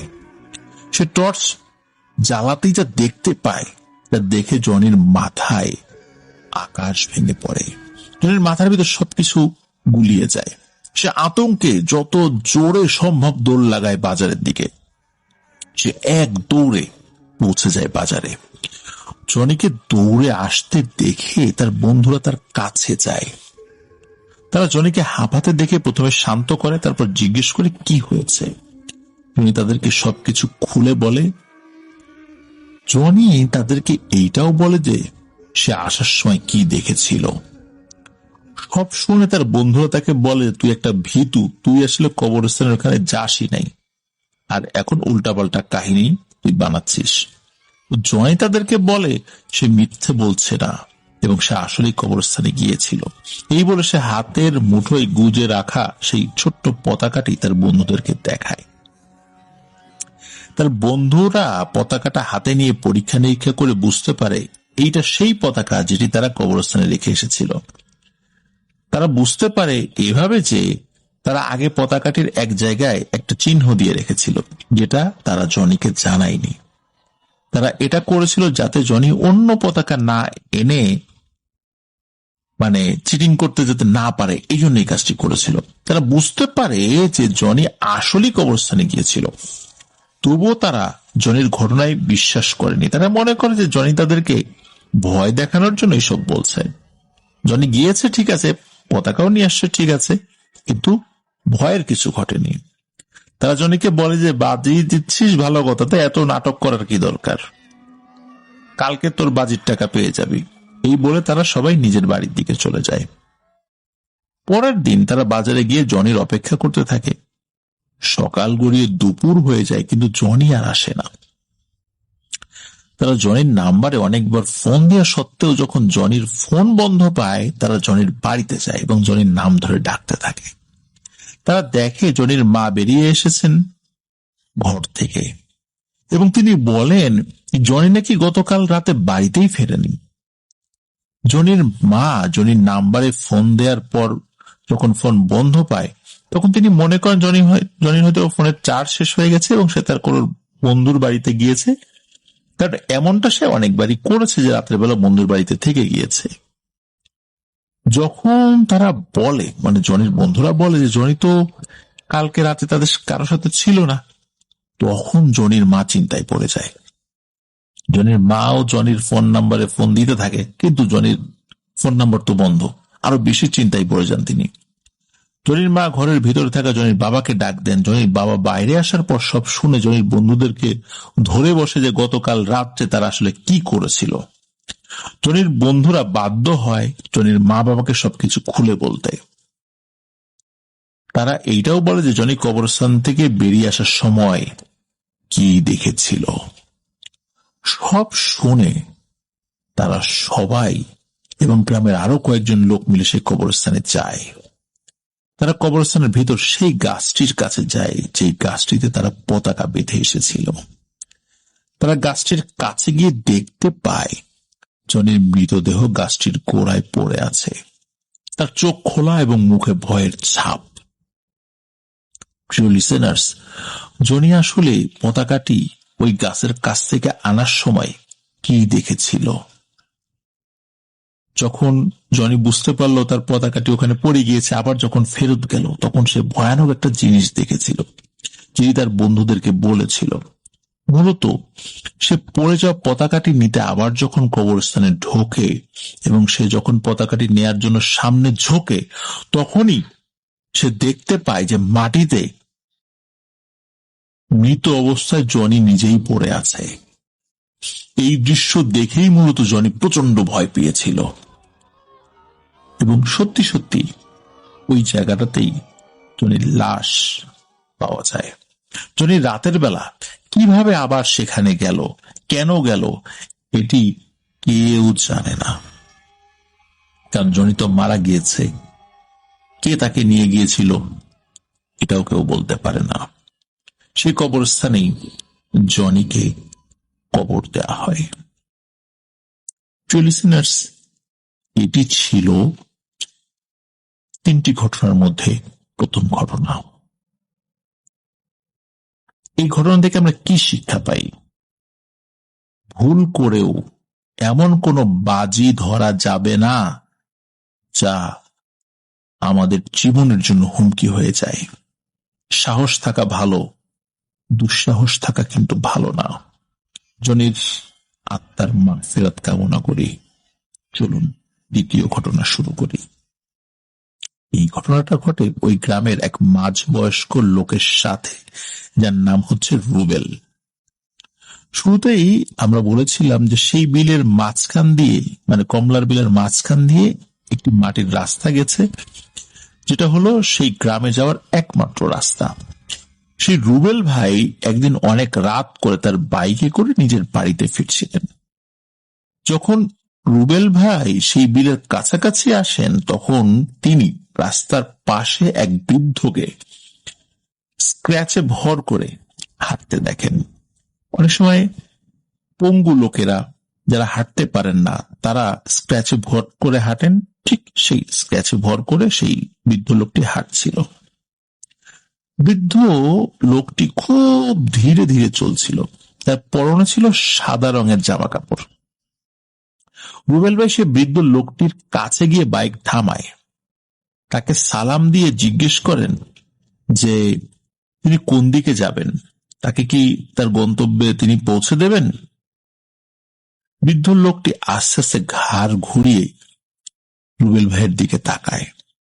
রুবেল ভাই দেখতে পান বৃদ্ধ লোকটির মুখে নাক নেই, চোখগুলো সম্পূর্ণ কালো, চোখে কোনো সাদা অংশই নেই।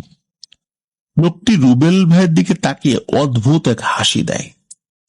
নাকবিহীন এমন এক অদ্ভুত চেহারার লোক আবার তার এই ধরনের বিভৎস হাসি দেখে রুবেল ভাই মারাত্মক ভয় পান।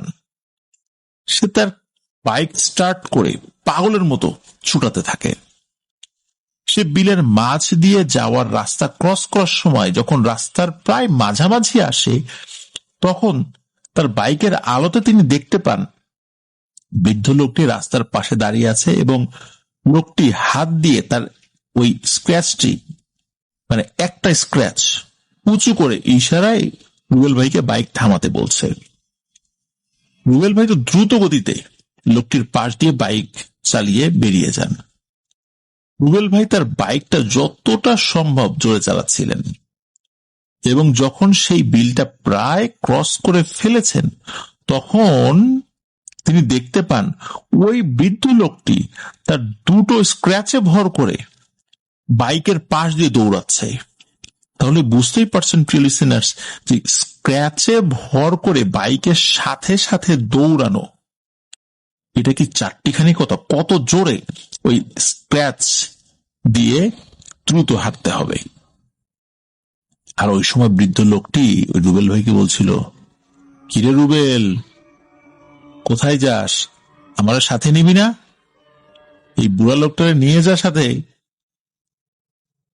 তো এইটা শুনে রুবেল ভাই তো ভীষণ ভয় পান এবং তার বাইকের ব্যালেন্স আর ঠিক রাখতে পারেন না, তিনি পড়ে যান। বাইক থেকে পড়ে যাওয়ার পর তার আর কিছু মনে নাই। পরের দিন ভোরবেলা গ্রামের লোক তাকে সেই বিলের পাড় থেকে উদ্ধার করে বাড়িতে পৌঁছে দিয়ে আসেন। তার শরীরের নিচের অংশটা বিলের পানিতে নাকি পাওয়া গিয়েছিল। শরীরে চোট লেগেছিল, তবে বড় ধরনের কোনো ক্ষতি হয়নি, বাইকটা এক সাইডে পড়েছিল। তো এটি ছিল দ্বিতীয় ঘটনা। প্রিয় লিসেনার্স, আশা করছি এই দ্বিতীয় ঘটনাটিও আপনাদের ভালো লেগেছে। চলুন এবার ফাহিম ভাইয়ের পাঠানো তৃতীয় ঘটনা শুরু করি। এই ঘটনাটি ঘটে ওই গ্রামেরই এক চাচার সাথে। তার নাম হচ্ছে মিলন। মিলন চাচা বলে ডাকেন আর কি। ঘটনাটি ঘটেছিল 2008 সালে, আর রুবেল ভাইয়ের ঘটনা ঘটেছিল 2014 সালের দিকে, আমাকে এমনটাই জানিয়েছেন ফাহিম ভাই। তো এই মিলন চাচার ঘটনা 2008 সালে ঘটে। তো সেই মিলন চাচা প্রায় সেই বিলে রাতের বেলা মাছ ধরতো তার নৌকায়। তার একটা নৌকা ছিল, অনেক বড় এবং ভারী নৌকা ছিল সেটি। সে যখনই মাছ ধরতো অল্প কতক্ষণ থাকতো, আর এই অল্প সময় যতটুকু মাছ ধরতে তিনি পারতেন সেটা নিয়ে তিনি চলে আসতেন এবং ওটা নিয়ে তিনি সন্তুষ্ট থাকতেন। খুব গভীর রাত অব্দি তিনি কখনো মাছ ধরেন নাই। একদিন তিনি ঠিক করেন যে তিনি অনেক রাত পর্যন্ত মাছ ধরবেন এবং বেরোবেনও রাতের বেলা। তো তিনি তার সিদ্ধান্ত অনুযায়ী একদিন রাত 12টার দিকে সেই বিলে যান মাছ ধরতে। তিনি অনেক বড় বড় কতগুলো মাছ ধরেন সেই রাত্রে, যা তিনি আগে কখনো ধরতে পারেননি। মাছ ধরতে ধরতে অনেক রাত হয়ে গিয়েছিল। তিনি মাছ ধরার এক সময় সিদ্ধান্ত নেন, যাক আজকে আলহামদুলিল্লাহ অনেক মাছ ধরা হয়ে গেছে, পরে কোনো একদিন আবারও আসব। ওই সময় তিনি ছিলেন বিলের ঠিক মাঝখানে। তিনি বৈঠা বাইতে বাইতে পাড়ের দিকে আসতে থাকেন। তিনি যখন পাড় থেকে কিছুটা দূরে, তিনি তখন দেখতে পান কতগুলো ছোট ছোট অবয়ব বিলের পাড়ে দাঁড়িয়ে আছে এবং তাকে লক্ষ্য করে কিছু ছুটছে। তার কাছে তো একটা টর্চ লাইট ছিল। তিনি সেই লাইট জ্বালিয়ে সেই অবয়বগুলোর দিকে মারতেই তিনি দেখেন অনেকগুলো ছোট কালো কুচকুচে অবয়ব সেই বিলের পাড়ে দাঁড়িয়ে আছে এবং তাকে লক্ষ্য করে বিশাল বিশাল মাটির ঢিল ছুটছে। মাটির এই ঢিলগুলো একটুর জন্য তাকে মিস করে পানিতে পড়ছে। মিলন চাচা তো ভয় পেয়ে যান এবং তিনি তার নৌকা পাড় থেকে দূরে নিতে শুরু করেন। মিলন চাচা ভাবেন যে তিনি তার নৌকা ঘুরিয়ে অন্য কোনো পাড় দিয়ে উঠাবেন আর কি। তিনি যখন অন্য পাড় দিয়ে ওঠার উদ্দেশ্যে তার নৌকা নিয়ে আবারও বিলের কিছুটা মাঝ বরাবর আসেন, হঠাৎ তার নৌকায় বিশাল এক ধাক্কা অনুভব করেন। তিনি বুঝতে পারেন ধাক্কাটি নৌকার নিচ থেকে এসেছে। তিনি জোরে জোরে নৌকা বাইতে শুরু করেন। কিছুক্ষণ পর আবার একটা ধাক্কা পানির নিচ থেকে আসে। এইবার মিলন চাচা নৌকা চালানো থামিয়ে দেন। তিনি তার টর্চ লাইট অন করে আশেপাশে পানিতে মারতে থাকেন, কিন্তু তিনি কিছুই দেখতে পান না। তিনি তার টর্চ দিয়ে আশেপাশে চেক করছিলেন, ঠিক এমন সময় আর একটা ধাক্কা, ভয়ানক এক ধাক্কা তার নৌকার লাগে এবং এইটাও কিন্তু পানির নিচ থেকে লেগেছিল। এই ধাক্কাটা এতই জোরে ছিল যে তার এত বড় ভারী নৌকাটির এক পাশ সম্পূর্ণ শূন্যে উঠে যায় এবং নৌকাটি উল্টে যায়। এতে মিলন চাচা পানিতে পড়ে যান। মিলন চাচা সাঁতার কাটতে কাটতে তার নৌকাটি সোজা করবার চেষ্টা করতে থাকেন, কিন্তু নৌকাটি অনেক ভারী হয় তিনি নৌকাটি সোজা করতে ব্যর্থ হন। তিনি একসময় লক্ষ্য করেন যে তার আশেপাশের পানিতে বুদবুদ উঠছে।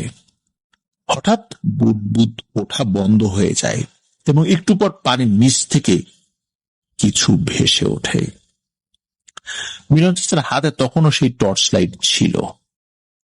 তিনি তার টর্চটি জ্বালান এবং তার আশেপাশে টর্চের আলো মারেন, কিন্তু টর্চে পানি ঢুকে যাওয়ার কারণে টর্চটি জ্বালানোর 5 থেকে 6 সেকেন্ডের মধ্যেই আলো নিভে যায়। এই 5 কি 6 সেকেন্ডের মধ্যে তিনি দেখতে পান তার আশেপাশে শত শত লাশ ভেসে উঠেছে। মিলন চাচা এটা দেখে প্রচন্ড আতঙ্কে বিলের পার বরাবর সাঁতার কাটতে থাকেন। তিনি সাঁতার কাটার সময় অনুভব করেন যে লাশগুলো তার শরীরের সাথে টাচ লাগছে। হঠাৎ কেউ হাত দিয়ে তার পা চেপে ধরে পানির নিচ থেকে। তিনি তার অন্য পা দিয়ে সেই হাতে লাথি মারতে থাকেন, কিন্তু হাতটি তার পা অনেক শক্ত করে ধরে রাখায় তিনি নিজের পা ছাড়াতে ব্যর্থ হন। হঠাৎ হাতটি তার পা ধরে বিদ্যুৎ গতিতে পানির নিচে এমন এক হ্যাঁচকা টান মারেন যে উনি পানির নিচে তলিয়ে যেতে থাকেন। তিনি উপরের দিকে সাঁতার কাটার চেষ্টা করেন, কিন্তু হাতটি তাকে অনেক শক্তি দিয়ে পানির তলদেশে নিয়ে যাচ্ছিল আর কি। একসময় তিনি জ্ঞান হারান। পরের দিন সকালে গ্রামের লোকজন তাকে বিলের এক পারে অজ্ঞান অবস্থা আবিষ্কার করেন। তিনি তার জ্ঞান ফেরার পর গ্রামের লোকজনকে সবকিছু খুলে বলেন এবং তিনি অদ্ভুত একটি বিষয় বলেন। সেটা হলো, তিনি বলেন যে তিনি যখন জ্ঞান হারান তারপর একবার নাকি তার জ্ঞান ফেরে, তখন তিনি দেখতে পান লম্বা একজন সাদা জুব্বা পরা মানুষ, খুব সুন্দর চেহারা, তিনি পানির উপর দিয়ে হাঁটছেন এবং এই মিলন চাচার এক হাত ধরে তাকে পাড়ের দিকে টেনে নিয়ে যাচ্ছেন। এরপর আর তার কিছুই মনে নাই।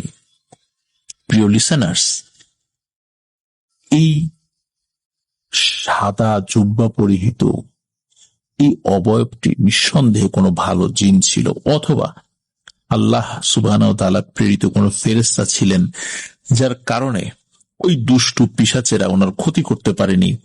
মৃত্যুর হাত থেকে আল্লাহর রহমতে তিনি ফেরত আসতে পেরেছিলেন। আসলে আল্লাহ যদি কারো হায়াত রাখেন, কেউ কারো ক্ষতি করতে পারে না। এই ঘটনাই তার প্রমাণ বহন করে। লিসেনার্স, আশা করছি ফাহিম ভাইয়ের এই 3টি ঘটনাই আপনাদের কাছে ভালো লেগেছে এবং চতুর্থ ঘটনা সামনের ফ্রাইডে স্পেশাল এপিসোডে আসছে, তার জন্য অপেক্ষা করতে হবে। খুব তাড়াতাড়ি নিয়ে আসবো ইনশাল্লাহ। আর আশা করছি ফাহিম ভাই আরো ঘটনা আমাদেরকে পাঠাবেন। প্রিয় লিসেনার্স, আপনারা যারা আমাদের চ্যানেল সাবস্ক্রাইব করে ফেলেছেন তাদেরকে অসংখ্য ধন্যবাদ, জাযাকাল্লাহু খাইরান। আর যারা এখনো আমাদের চ্যানেল সাবস্ক্রাইব করেননি, দ্রুত সাবস্ক্রাইব করে ফেলুন please. Afnan the horror world নামে আমাদের একটি ফেসবুক পেজ এবং গ্রুপ রয়েছে, যার লিঙ্ক আমরা আমাদের ভিডিও ডেসক্রিপশনে দিয়ে রেখেছি। সেখানে গিয়ে আপনারা আমাদের পরিবারের সদস্য হয়ে যেতে পারবেন। আপনারা যারা ঘটনা পাঠাতে চান তারা লিখে অথবা রেকর্ড করে যে কোনো ভাবে ঘটনা পাঠাতে পারবেন afnanthehorrorworld@gmail.com এই ইমেল অ্যাড্রেসে। ইমেল অ্যাড্রেসের স্পেলিংটা আমরা আমাদের ভিডিও ডেসক্রিপশনে দিয়ে রেখেছি, সেখানে গিয়ে স্পেলিংটা চেক করতে পারবেন। লিসেনার্স, চলুন চলে যাই আমরা আমাদের এবারের 68 নং এপিসোডের শেষ ঘটনায়।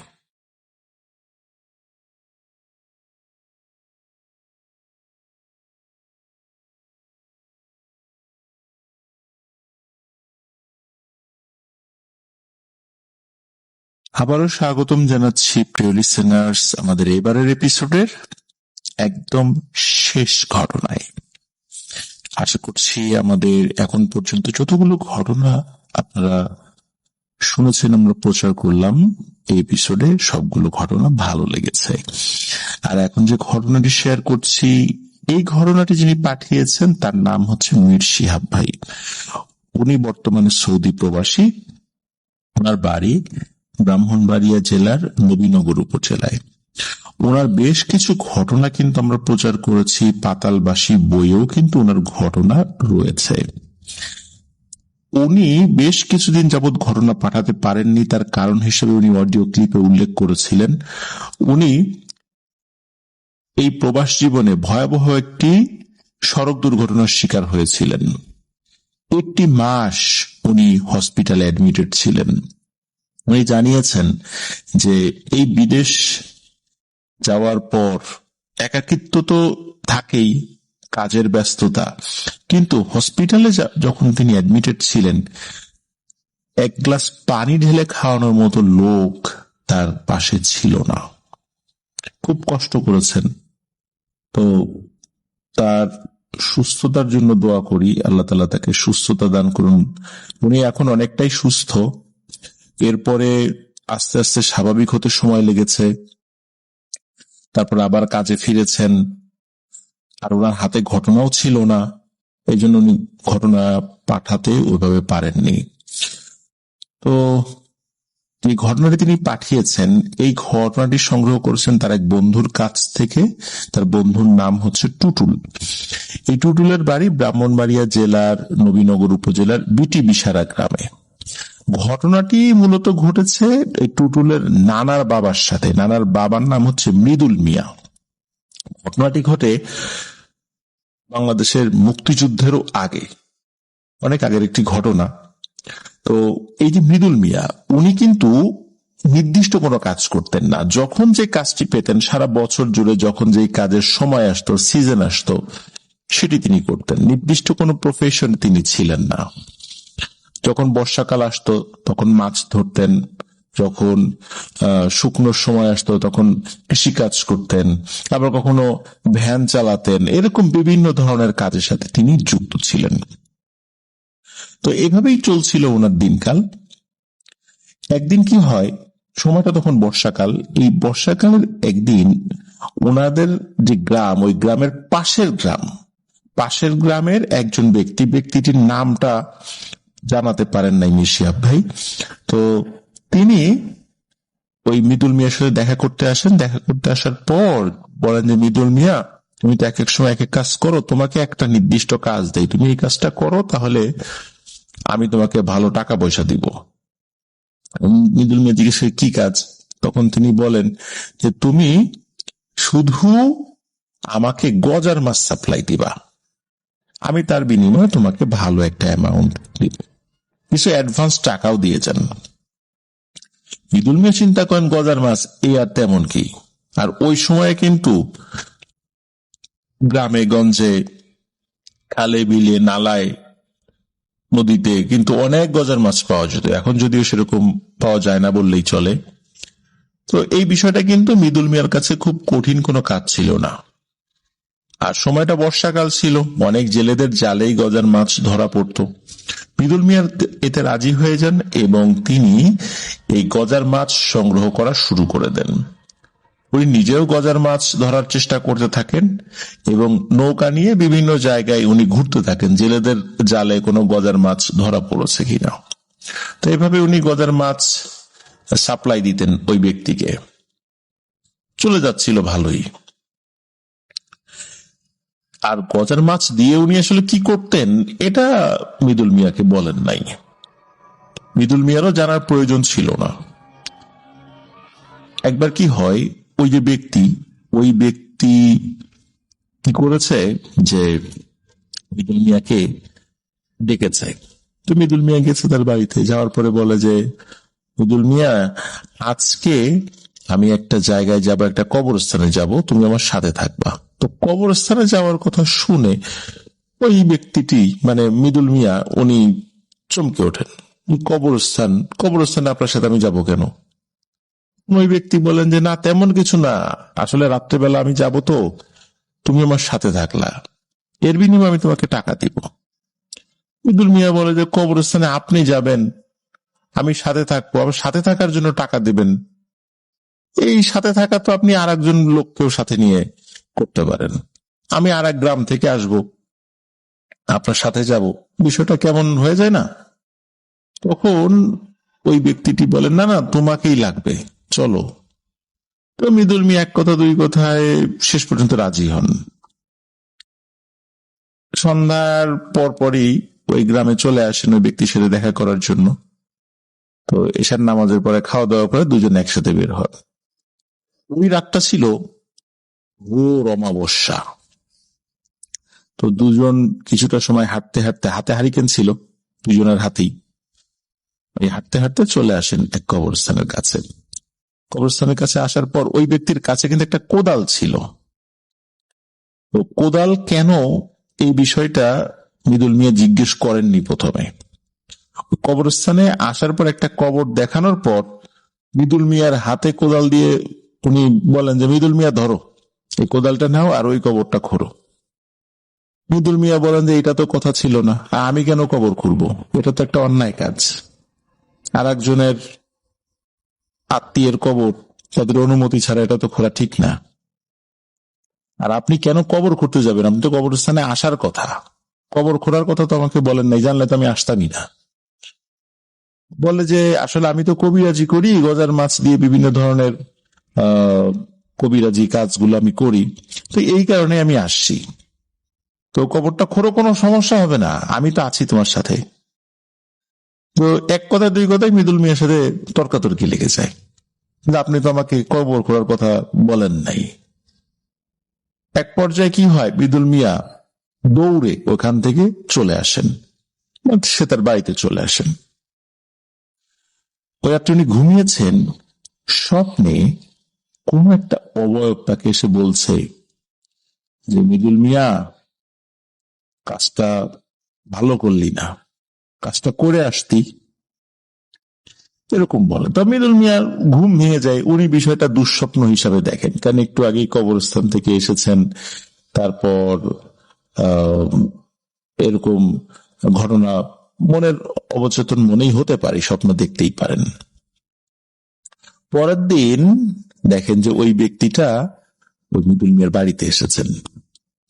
আসার পরে মৃদুল মিয়া তো খুব রাগ করেছেন ওনার উপরে, যেরকম একটা জঘন্য কাজ করার জন্য ওই ব্যক্তি তাকে খবর দিয়ে নিয়ে গিয়েছিল। তো ওই ব্যক্তিটি এসে মৃদুল মিয়াকে বোঝায় যে ভাই তুমি রাগ করো না, আমার কাজের জন্য কিছু কিছু জিনিস লাগে, এই জন্য করেছিলাম, আমার কিন্তু কোনো অসৎ উদ্দেশ্য ছিল না। আচ্ছা যাই হোক, তুমি যেহেতু এই কাজটা করতে চাও না বা করো না, আমার সাথে আমার উপর রাগ করো না, তুমি আগে যেভাবে গজার মাছ সাপ্লাই দিতা সেভাবেই দাও। মৃদুল মিয়া দেখলো যে ঠিক আছে, ওই কাজের জন্য তো আমাকে আর ডাকবে না, রাজি হয়ে যায়। তো মৃদুল মিয়া রাজি হয়ে যান। মৃদুল মিয়া আবার গজার মাছ সাপ্লাই দেওয়া শুরু করেন। বেশ কয়েকদিন হয়ে যায়, গজার মাছ সাপ্লাই দিয়ে যাচ্ছেন।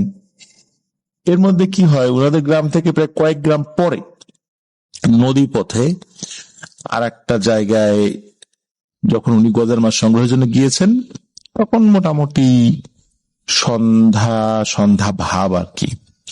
তখন একটা নৌকায় মানে কয়েকজন জেলে মাছ ধরছিল, তাদের কাছে যখন জিজ্ঞেস করা হলো তখন তারা বললো হ্যাঁ তাদের কাছে বড় একটা গজার মাছ আছে। তো মৃদুল মিয়াও তাদের কাছ থেকে গজার মাছ সংগ্রহ করেন। আর মৃদুল মিয়া কিন্তু আশেপাশে কয়েক গ্রামে খুব পরিচিত ব্যক্তি ছিলেন, ওনার বেশ ভালো মানুষ হিসাবে তার নাম ডাক ছিল। অনেক সময় বাকিতেও গজার মাছ নিয়ে যেতেন, তার হাতে তো অগ্রিম কিছু টাকা দেয়া থাকতো গজার মাছ কেনার জন্য। আবার কখনো বাকিতেও নিয়ে নিতেন, ওই মালিকের কাছে টাকা দিতেন, মালিক মূল দাম থেকেও অতিরিক্ত কিছু টাকা ওই মৃদুল মিয়াকে দিতেন, সেই টাকা থেকে আবার নিয়ে ওই মাঝিদেরকে দিতেন। তো মাঝিরা তাকে কিন্তু বাকিতেও মাছ দিত, বিশেষ করে গজার মাছ। তো ওই সময় ওই মাঝিদেরকে বলেন যে গজার মাছ তোমাকে দাও, মাঝিরাও দিয়ে দেয়। তো মৃদুল মিয়া গজার মাছ নিয়ে গ্রামের দিকে রওনা হন নৌকা নিয়ে। তো বেশ খানিকটা পথ আগানোর পর আশেপাশে আর কোনো নৌকা দেখছেন না, তখন তো সন্ধ্যা হয়ে একদম রাত হয়ে গেছে আর কি, চারদিকে আর কোনো আলোর ছিটো ফোটাও নেই। হঠাৎ করে দেখে নদীর একটা পারে 3-4 জন লোক ডাকছে, এই ভাই আসো আসো, আমাদেরকে একটু নিয়ে যাও, আমাদের ওই সামনের গ্রামে বাড়ি, নৌকা পাচ্ছি না। তো মৃদুল মিয়া উনি তো খুব মহৎ হৃদয়ের মানুষ ছিলেন, ভালো মানুষ ছিলেন, তো উনি 3-4 জনকে নৌকায় উঠান।